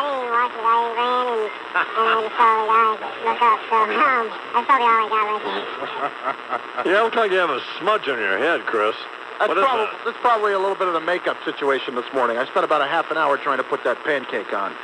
And after I finished trying to eat it, then it didn't work out. Yeah, but you have it looks like you're celebrating Ash Wednesday, except you put it on top of your head. You screwed up. I don't know. That's a little bit of hair. That's his hair. That is my hair. Sorry about that. But your head is shiny and greasy as ever. Wow, man, you are really just, I don't know, but... I'll go put some more on in a little while. Red Sox win 11-7 yesterday. You try a paper bag? That'll be fine. I don't know if we have one big enough. Manny Ramirez drove in 3. Yankees kept pace. They beat the Blue Jays 6-3, but the news not all good. Carl Pavano will miss his next rehab start and go to visit, yes, Dr. James Andrews. And shock of shocks, Randy Johnson has a bad back. Oh, you've got to be kidding me. Dan Marino and Steve Young inducted into the Pro Football Hall of Fame yesterday. Marino, one of the great quarterbacks of all time, looked for one of his great receivers over the years, Mark Clayton, who was in attendance in the audience. Of course, in the end, every quarterback wants one more thing. He wants one more Sunday in front of his fans with a football in his hand with one last chance to go deep. I'm going deep. And Clayton, turn around and you go deep right there. Right there. Go. What happened here? We're listening to the radio. He threw the pass to Mark Clayton in the audience. Good thing it wasn't the playoffs or it would have been picked off. Yeah, that's the one thing you wanted. How about a ring? Oh, come on here. I mean, the guy, you know. That should be a requirement for the Hall of Fame. At least one ring. Thank Super you. Bowl ring. Absolutely. Oh, well, okay. Wayne Gretzky steps back into the NHL, who coached the Phoenix Coyotes, and congratulations to Tony Stewart, hometown Indiana boy, won at the Brickyard in the Does Virgin Wool Come From Ugly Sheep 500? I'm out. 27 after the hour. Bill Maher's next.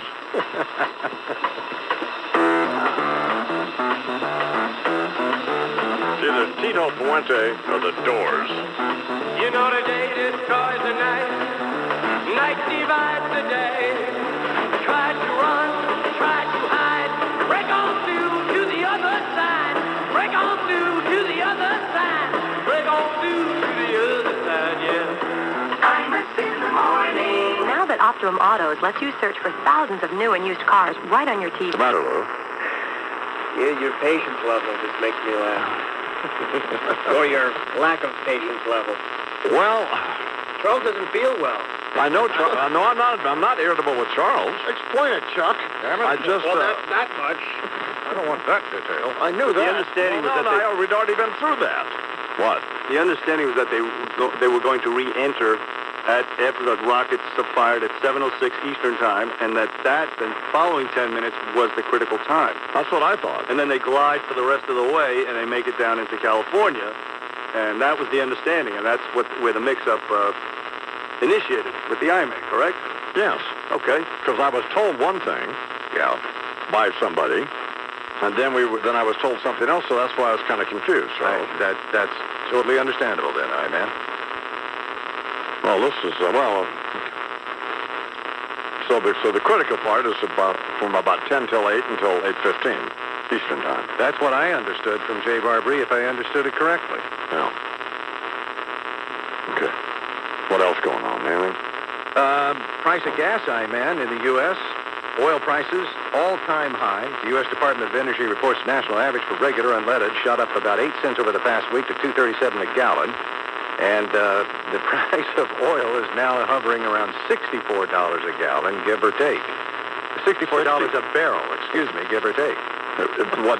By the way, you misspoke yourself, but you're probably it's probably a prognostication that will come true. Gas will at some point be $64 a gallon.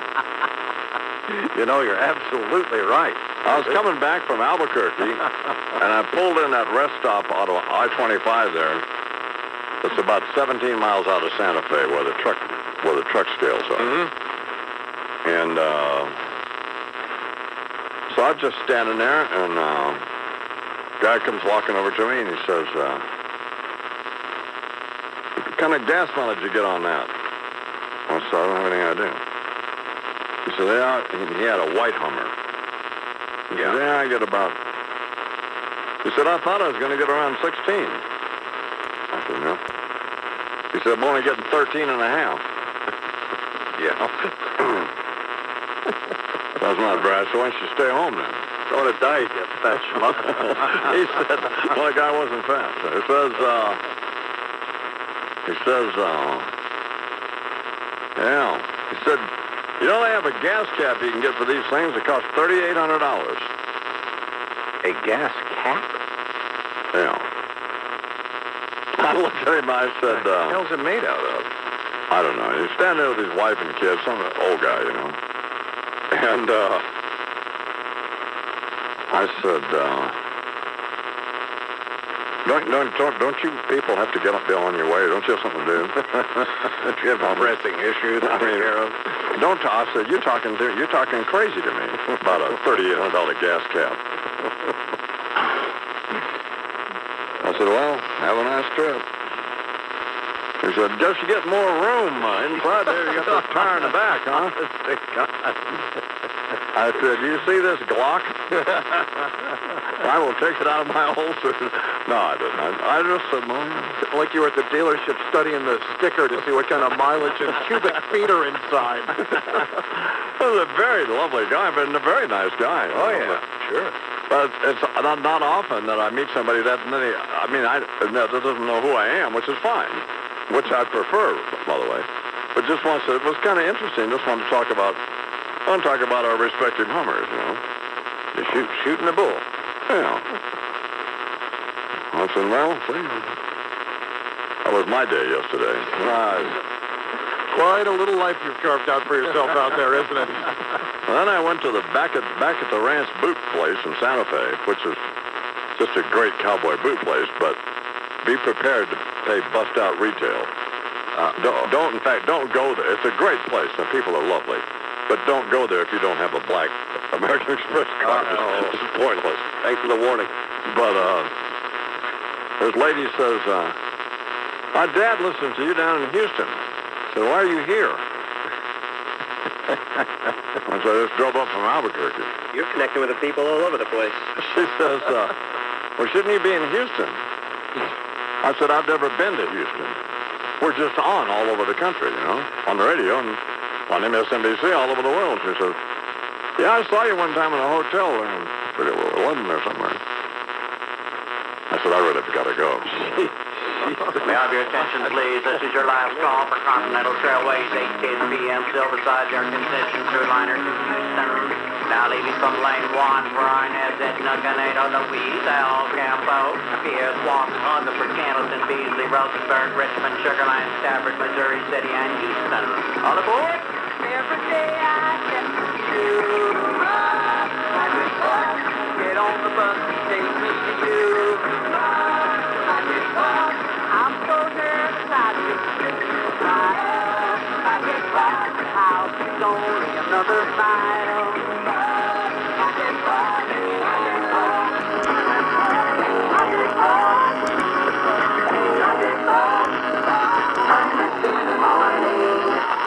Nancy Bockwin has the best grass in the neighborhood.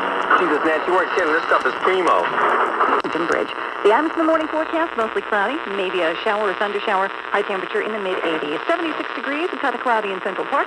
I'm Tracy Burgess with the Kia Fan Highway Patrol. 24 after the hour here at the Items in the Morning program on the radio on MSNBC. Chris Carlin's in the studio and Scott Sports, and he's going to do that in a second. And the great Brian Wilson is back with us. And Brian was just with us last week. And I don't know. How are you, Brian? I'm fine.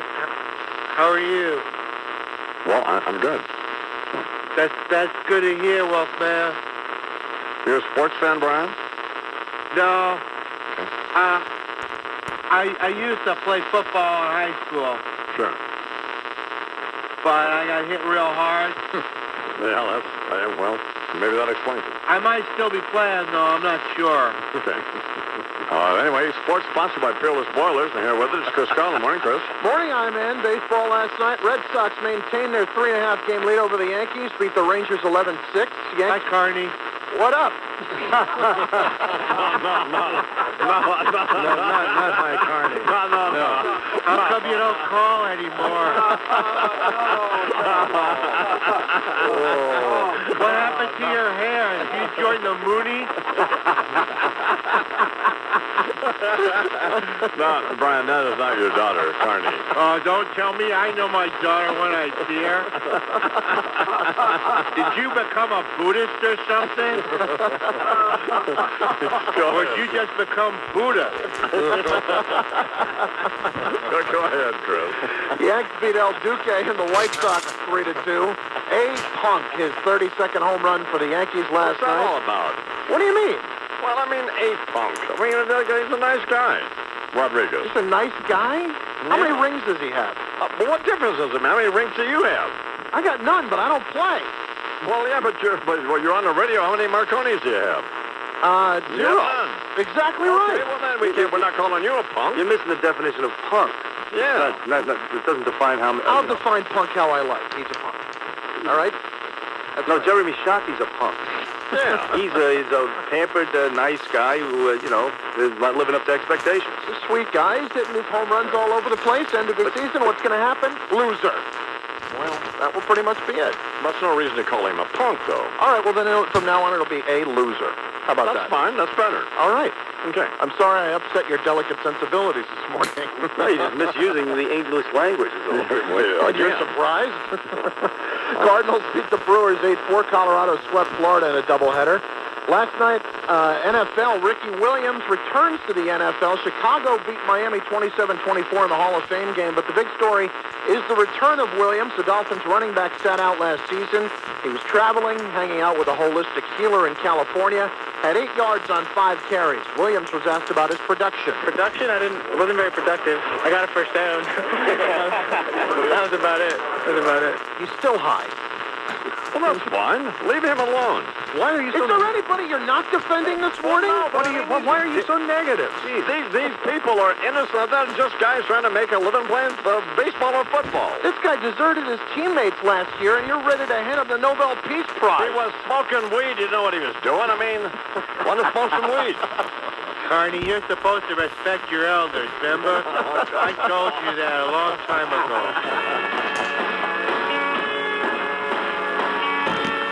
Barney Wilson with sports. Brian Wilson in the studio with Chuck. Jonathan Alder from Newsweek is coming up. Then we'll talk with Mary Madeline.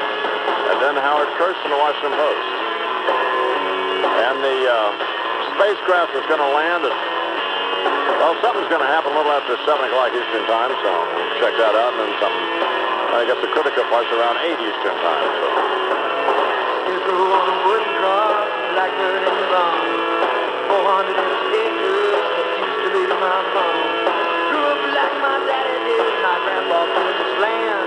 I was 5, I walked the fence while grandpa held my hand. Rain on the scarecrow, blood on the fire. This land meditation, this land makes me proud. Son, I'm sorry, there's no legacy for you now. Rain on the scarecrow, blood on the fire. Rain on the scarecrow, blood on the fire. In the morning. How do you manufacture an innovation? Here in Kansas City, Ford Motors. I'm good today, so, yeah, I'm fine, actually. You're tired? Yeah, but it's an English, yes, but that's hardly something to complain about. So. Well, you find something. I mean, you always do. Yes, correct. So. Is Carney going to do the sports again today? Let me just start this morning's program by saying the following. And I don't know what this is going to do any good or not. I'm not Wolfman Jack, and Chris Carlin is not your daughter, Carney. Okay? Okay. Whatever you say, Wolfman. Jay Severin is coming up this morning. Yeah. And then Dick Cavett is coming in. Oh, really? All right. Really? Yes. Why would Dick be coming in? Why has he emerged? I don't know. From wherever he... They have released the DVDs of his old Dick Cavett shows. Yeah. So they're available, and he'd like people to know. Those classics. Well, that's a problem because I don't watch current television. Why would I watch that? I mean, well, let's have to discuss that with Dick, I guess, right? Well, I love Dick Cavett, and so millions of people do watch television. And why not watch him? And millions of people love Dick. That's true. So there's probably a market for Dick. Has Bernard been talking to you, Brian? Yes. It is 14 minutes after the hour here on the Iverson Morning Program. Well, we'll have some fun today. Or we won't. Leave on. I pulled into Nazareth, was feeling about half-past dead. I just need some place where I can lay my head. Hey, mister, can you tell me where a man might find a bed? He just grinned and shook my hand. No was all he said. Take a load off Fanny. Take a load for free. Take a load off Fanny. And you put the load right on me. Imus in the morning. Here are... Look in Newsday this Sunday for your $100 gift card entry form. No purchase necessary. See newsday.com/sizzling super sweepstakes for rules. WFAN New York. Steve Summer. Sports Radio 66. WFAN New York. Well, good evening to you and how you be. It's 6:32 and 48 seconds. Wednesday night on your fan, New York City. Steve Summers here and you there. Sal Licata, Eddie Robinson, Christian Ferrara. Orm on the other side of the glass, 1718. 937-6666. That'll be the number for the 3-hour schmooze just about. We'll take you until Mets Extra, 9:25, right here on the Fan, New York. Well, what do we have here? The New York Yankees are... Oh, my late friend, poor Wolfman. And he just called me Mr. Quivers. As in Robin Quivers? I believe so. Howard Stern's partner. Well, that's unfortunate. Anyway, here is just... I know you have a monitor there, Brian. Here is a side-by-side photographic representation of Chris Carlin and Carney Wilson, your daughter. So, I'm seeing double. Who is who?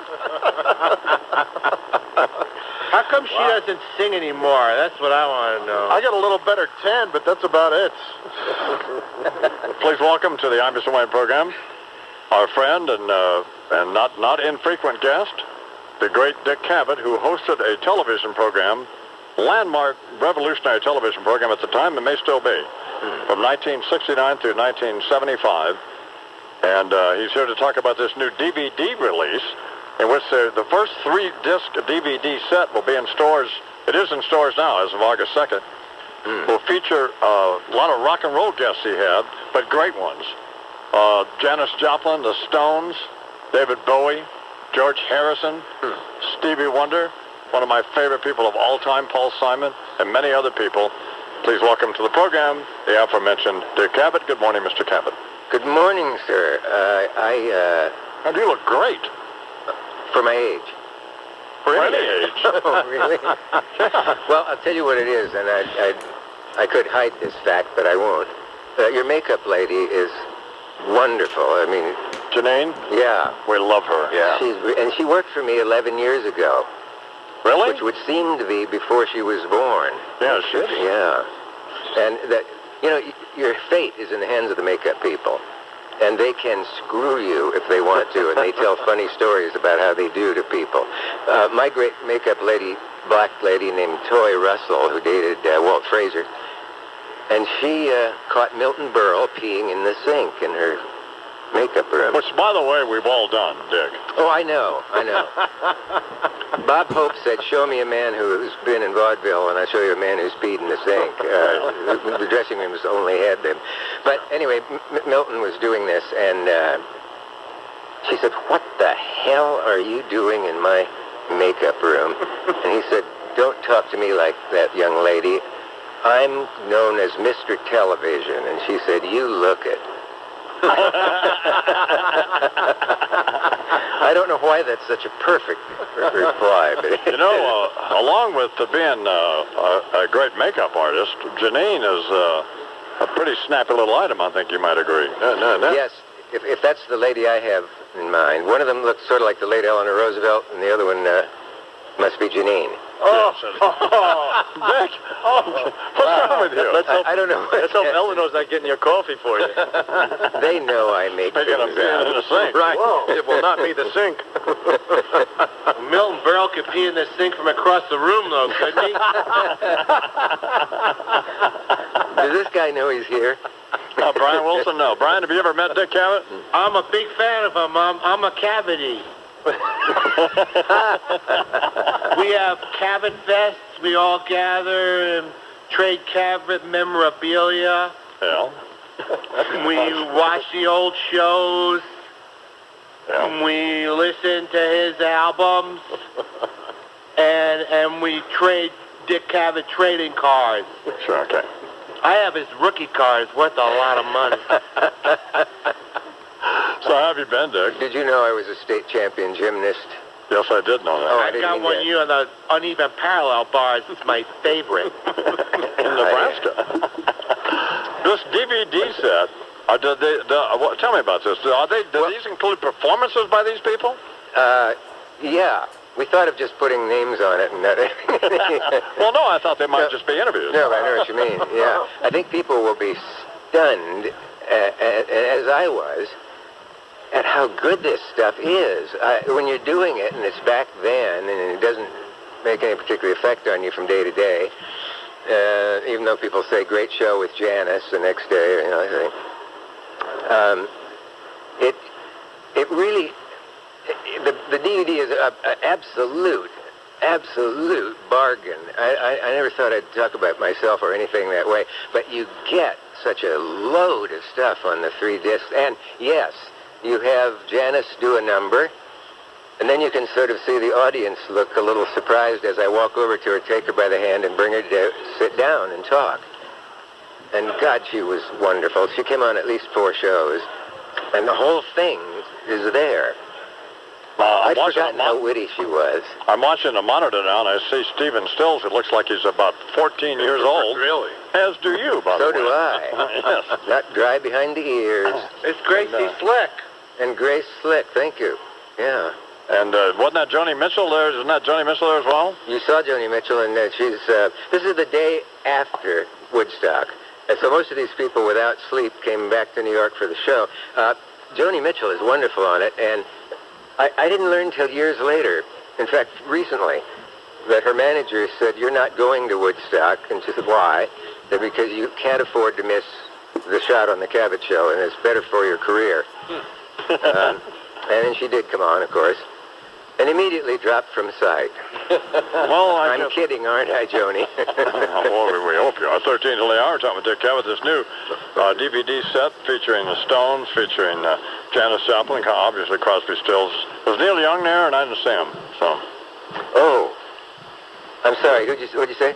Was Neil Young there? You have to pay attention, Dick. Come on. I know. Is there going to be a quiz? Yes, there is, by the way. Yeah. Was Neil Young there? I thought you said was real Young there. I, honest to God, can't answer that. Can anybody see him? I didn't, but I love him.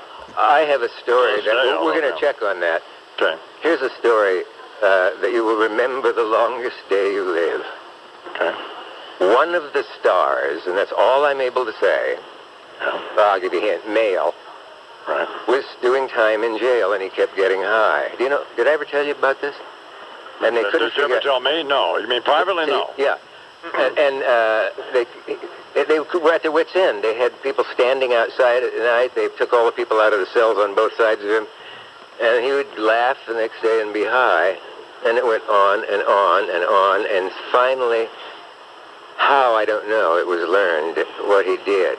He had gotten a dentist to drill a hole in a back molar with a wire through it, which went into his mouth and down his throat, having learned to fight the swallow mechanism or whatever.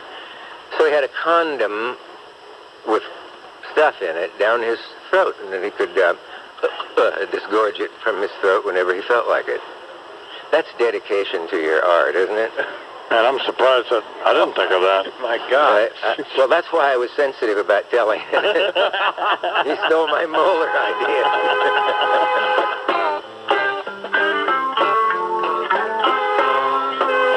Driving that train, high on cocaine. Famous in the morning. Those of you out there who are, for whatever reason, Sorry, we would all be on the edge of our collective seats, right, waiting for the big guy to give us the 412 or whatever. Flesh it out. Yeah. So, Your answer then would be no. any of those stories come out? Do you have anything like that? That's a negative. I mean, something like a baseball arrest story or Well, there's some unfortunate comments made by a Hall of Famer that we're going to have for you a little bit later on, Bob Feller. What'd he say? Not now. I am going to slap that stupid hat off your head so quick, it's going to make your stupid head stink. Attacking me is not the way to go here. I mean, I that's disagree. unfortunate. A quarter after the hour now.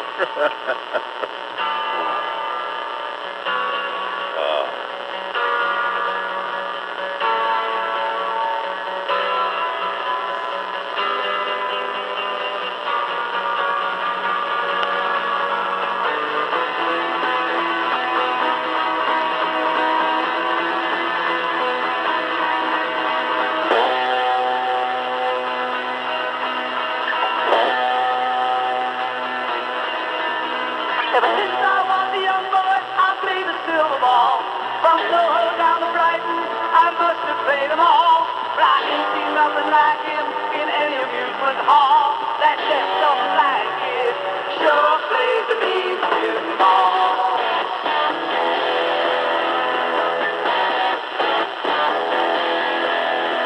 He stands like a statue, becomes part of the machine. Feeling all the bumpers, always plays clean. Plays by intuition, the digit counts as ball. That deaf summer like is sure plays a mean ball. In the morning. Ever wonder who coined the phrase, "We eliminate the middleman"? Well, one thing's pretty certain. It wasn't the middleman. And how did they eliminate him? Something fishy there. Welcome to the program. I got those boots on back order, just by the way. Yeah. No, you don't look like no cowboy to me. Well, no, actually, the best calf roper in the country, one of them, a world champion calf roper, Fred Whitfield, is a black man. Really? And he's one of the great calf ropers of all time. All right. So, anyway, you took advantage of me before because I don't know all that much about sports. But the Yankees, I mean, the Tories doing a fine job. The Yankees have no pitching. Yes, but they have a batting lineup of Sheffield, Jeter, a potential rookie of the year, Robinson Cano. You have Matsui, Posada, whatever. You should be doing better than this. I'm sorry, I'm just not impressed. I'm not impressed. Do it with offense alone, Ben. You can do it with offense and half of a pitching staff. Yeah. So your solution is to fire the old manager who took him to the World Series a countless number of times. That was not to blame the yesterday. players. That was yesterday. This is business. See what I mean? need a winner. Typical Yankee fan. When last did they won? That is outrageous. No, it's not. I mean, can I give a good comparison? Do whatever you want. Pat Riley came to New York in the early 90s and coached a bunch of thugs to perennial winners with potentially one Hall of Famer. Now, the Yankees have how many Hall of Famers in their lineup right now, potentially? About 3? Yeah. All right. Do a better job. I got a bail party going on tomorrow night, man. Join me. Yes, there. Anyway, here's Ben Rocker Sports. Good morning, Mr. Rock. Yes. Yankees win a slugfest against the Rangers 9-8 yesterday up in the Bronx. Mariano, 31st save. Derek Jeter, game-winning home run in the 7th inning. Mets lose to the Padres 2-1. They also lost Mike Cameron, who's on the 15-day DL.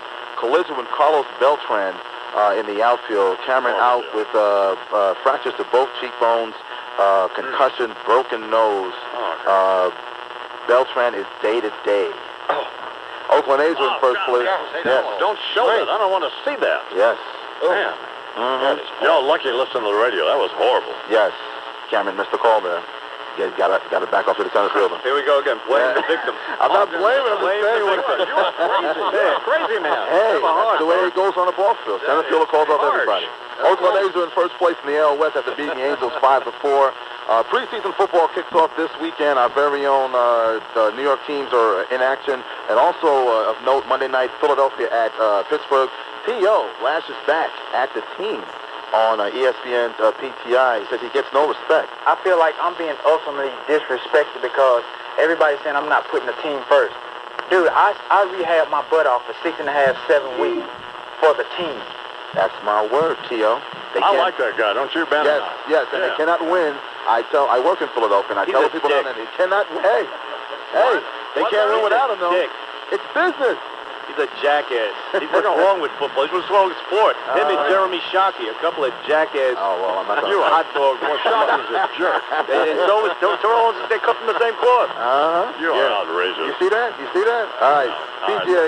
TJ Mickelson is one of 6 players tied atop the leaderboard after the opening round. He is 3 under par, 67, while Tiger is 5 over 75. But is Mickelson concerned about Tiger? If you're looking for me to shed a tear, it's not going to happen. All right, Ben, thanks very much. 28 after the hour. Tom Brokaw is talking about BJ Day and whatever else he wants to talk about.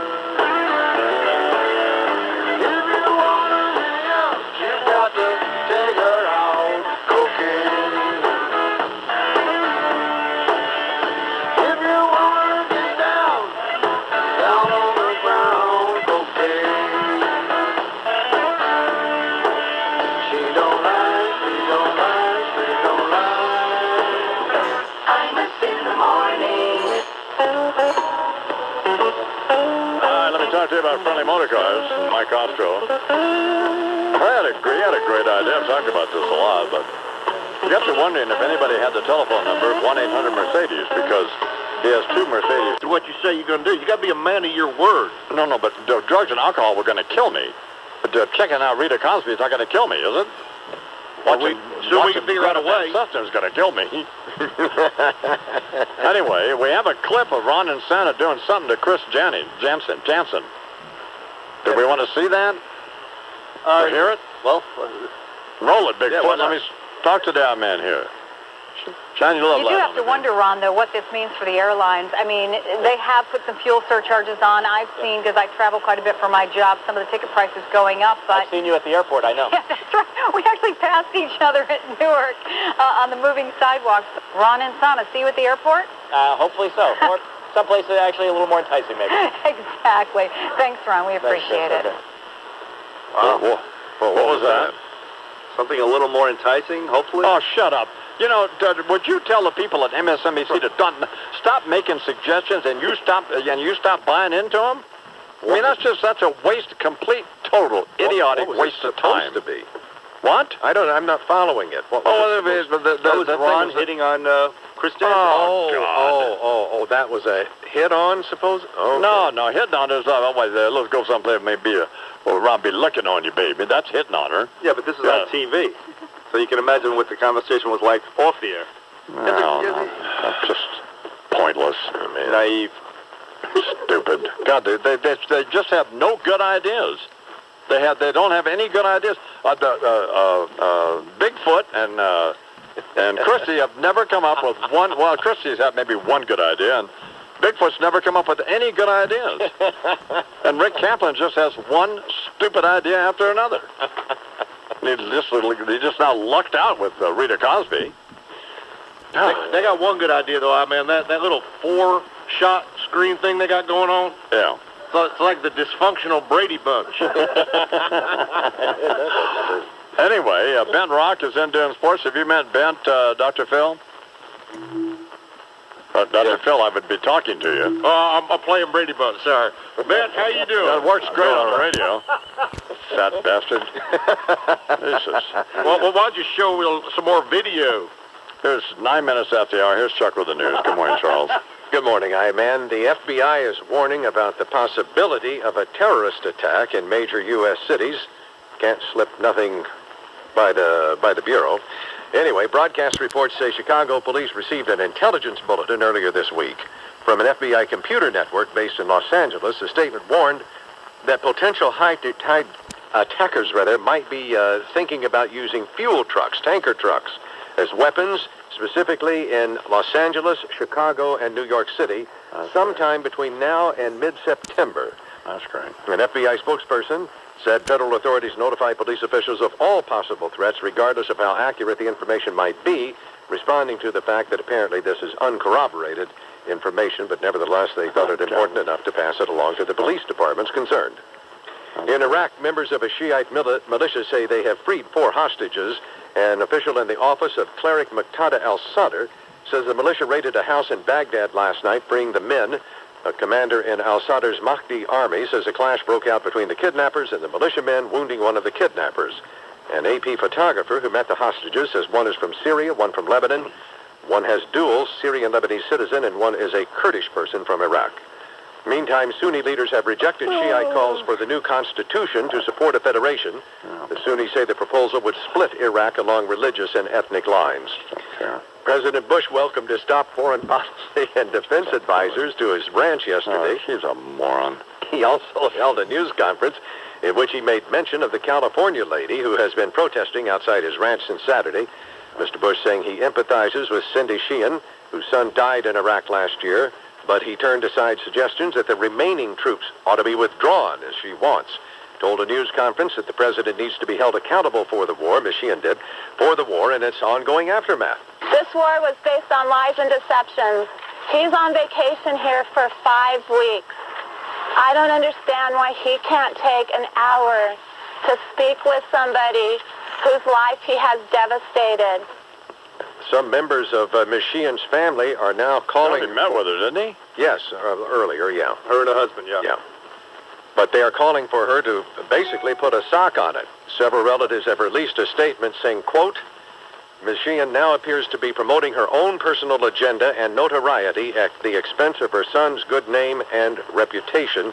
The rest of the Sheehan family supports the troops, our country, and our president silently with prayer and respect, end quote. And it is signed, Casey was the young man who died in Iraq, Ms. Sheehan's son. It is signed Casey Sheehan's grandparents, aunts, uncles, and numerous cousins. Well, to suggest, by the way, that the president's on vacation is not the case. I mean, he's down there. He's in Crawford, Texas, but he's working, you know? I mean, it's like saying, I'm on vacation here at Durant. It's stupid. That's a good analogy. She's right about the lies and deceptions, but she's morphed into a grandstanding dingback. Hijacked by these wackos and these anti-war wackos. But, you know, my tendency is to cut her some slack. Her son's dead. So. Absolutely. It's 12 and a half minutes after the hour here in the Army Swing program. I please welcome officially now to the program Dr. Phil. And Dr. Phil, what's on your feeble mind this morning? Oh, how's that rotator cuff thing working out for you, huh, man? I have a torn rotator cuff and a torn bicep tendon. Well, what happened? You tried to lift your oxygen tank up onto one of the horses? That must cut quite the impressive image for the little cowboys and cowgirls, huh? Come out there looking to see the Marlboro Man and end up finding Grandpa Wheezy riding old buttermilk down to the early bird special at Denny's. You are such a jerk. And speaking of geezers going for a ride, how about that 79-year-old St. Patrick's Cathedral rector and his 46-year-old assistant who had a little Ash Wednesday short stay at a Hamptons Humpney Hotel? Now, the good father maintains that he and his pulchritudinous pulpit pal were just napping and perusing church documents. Uh-huh. You do know you're not fooling anybody, Padre. You do know that, right? Everybody knows you two had yourselves a little prayer meeting because she was on her knees, and God's name was called out repeatedly. Oh, you were doing some missionary work, all right, and probably 3 or 4 other positions while you were at it. I don't have a problem with the priest having a little catechistic coitus. I mean, bottom line, I'm just relieved that she was female and not 11 years old. But what I want to know is, what the hell was she thinking? Hey, I got a good idea. Let me bump uglies with some old fart looks like Spencer Tracy.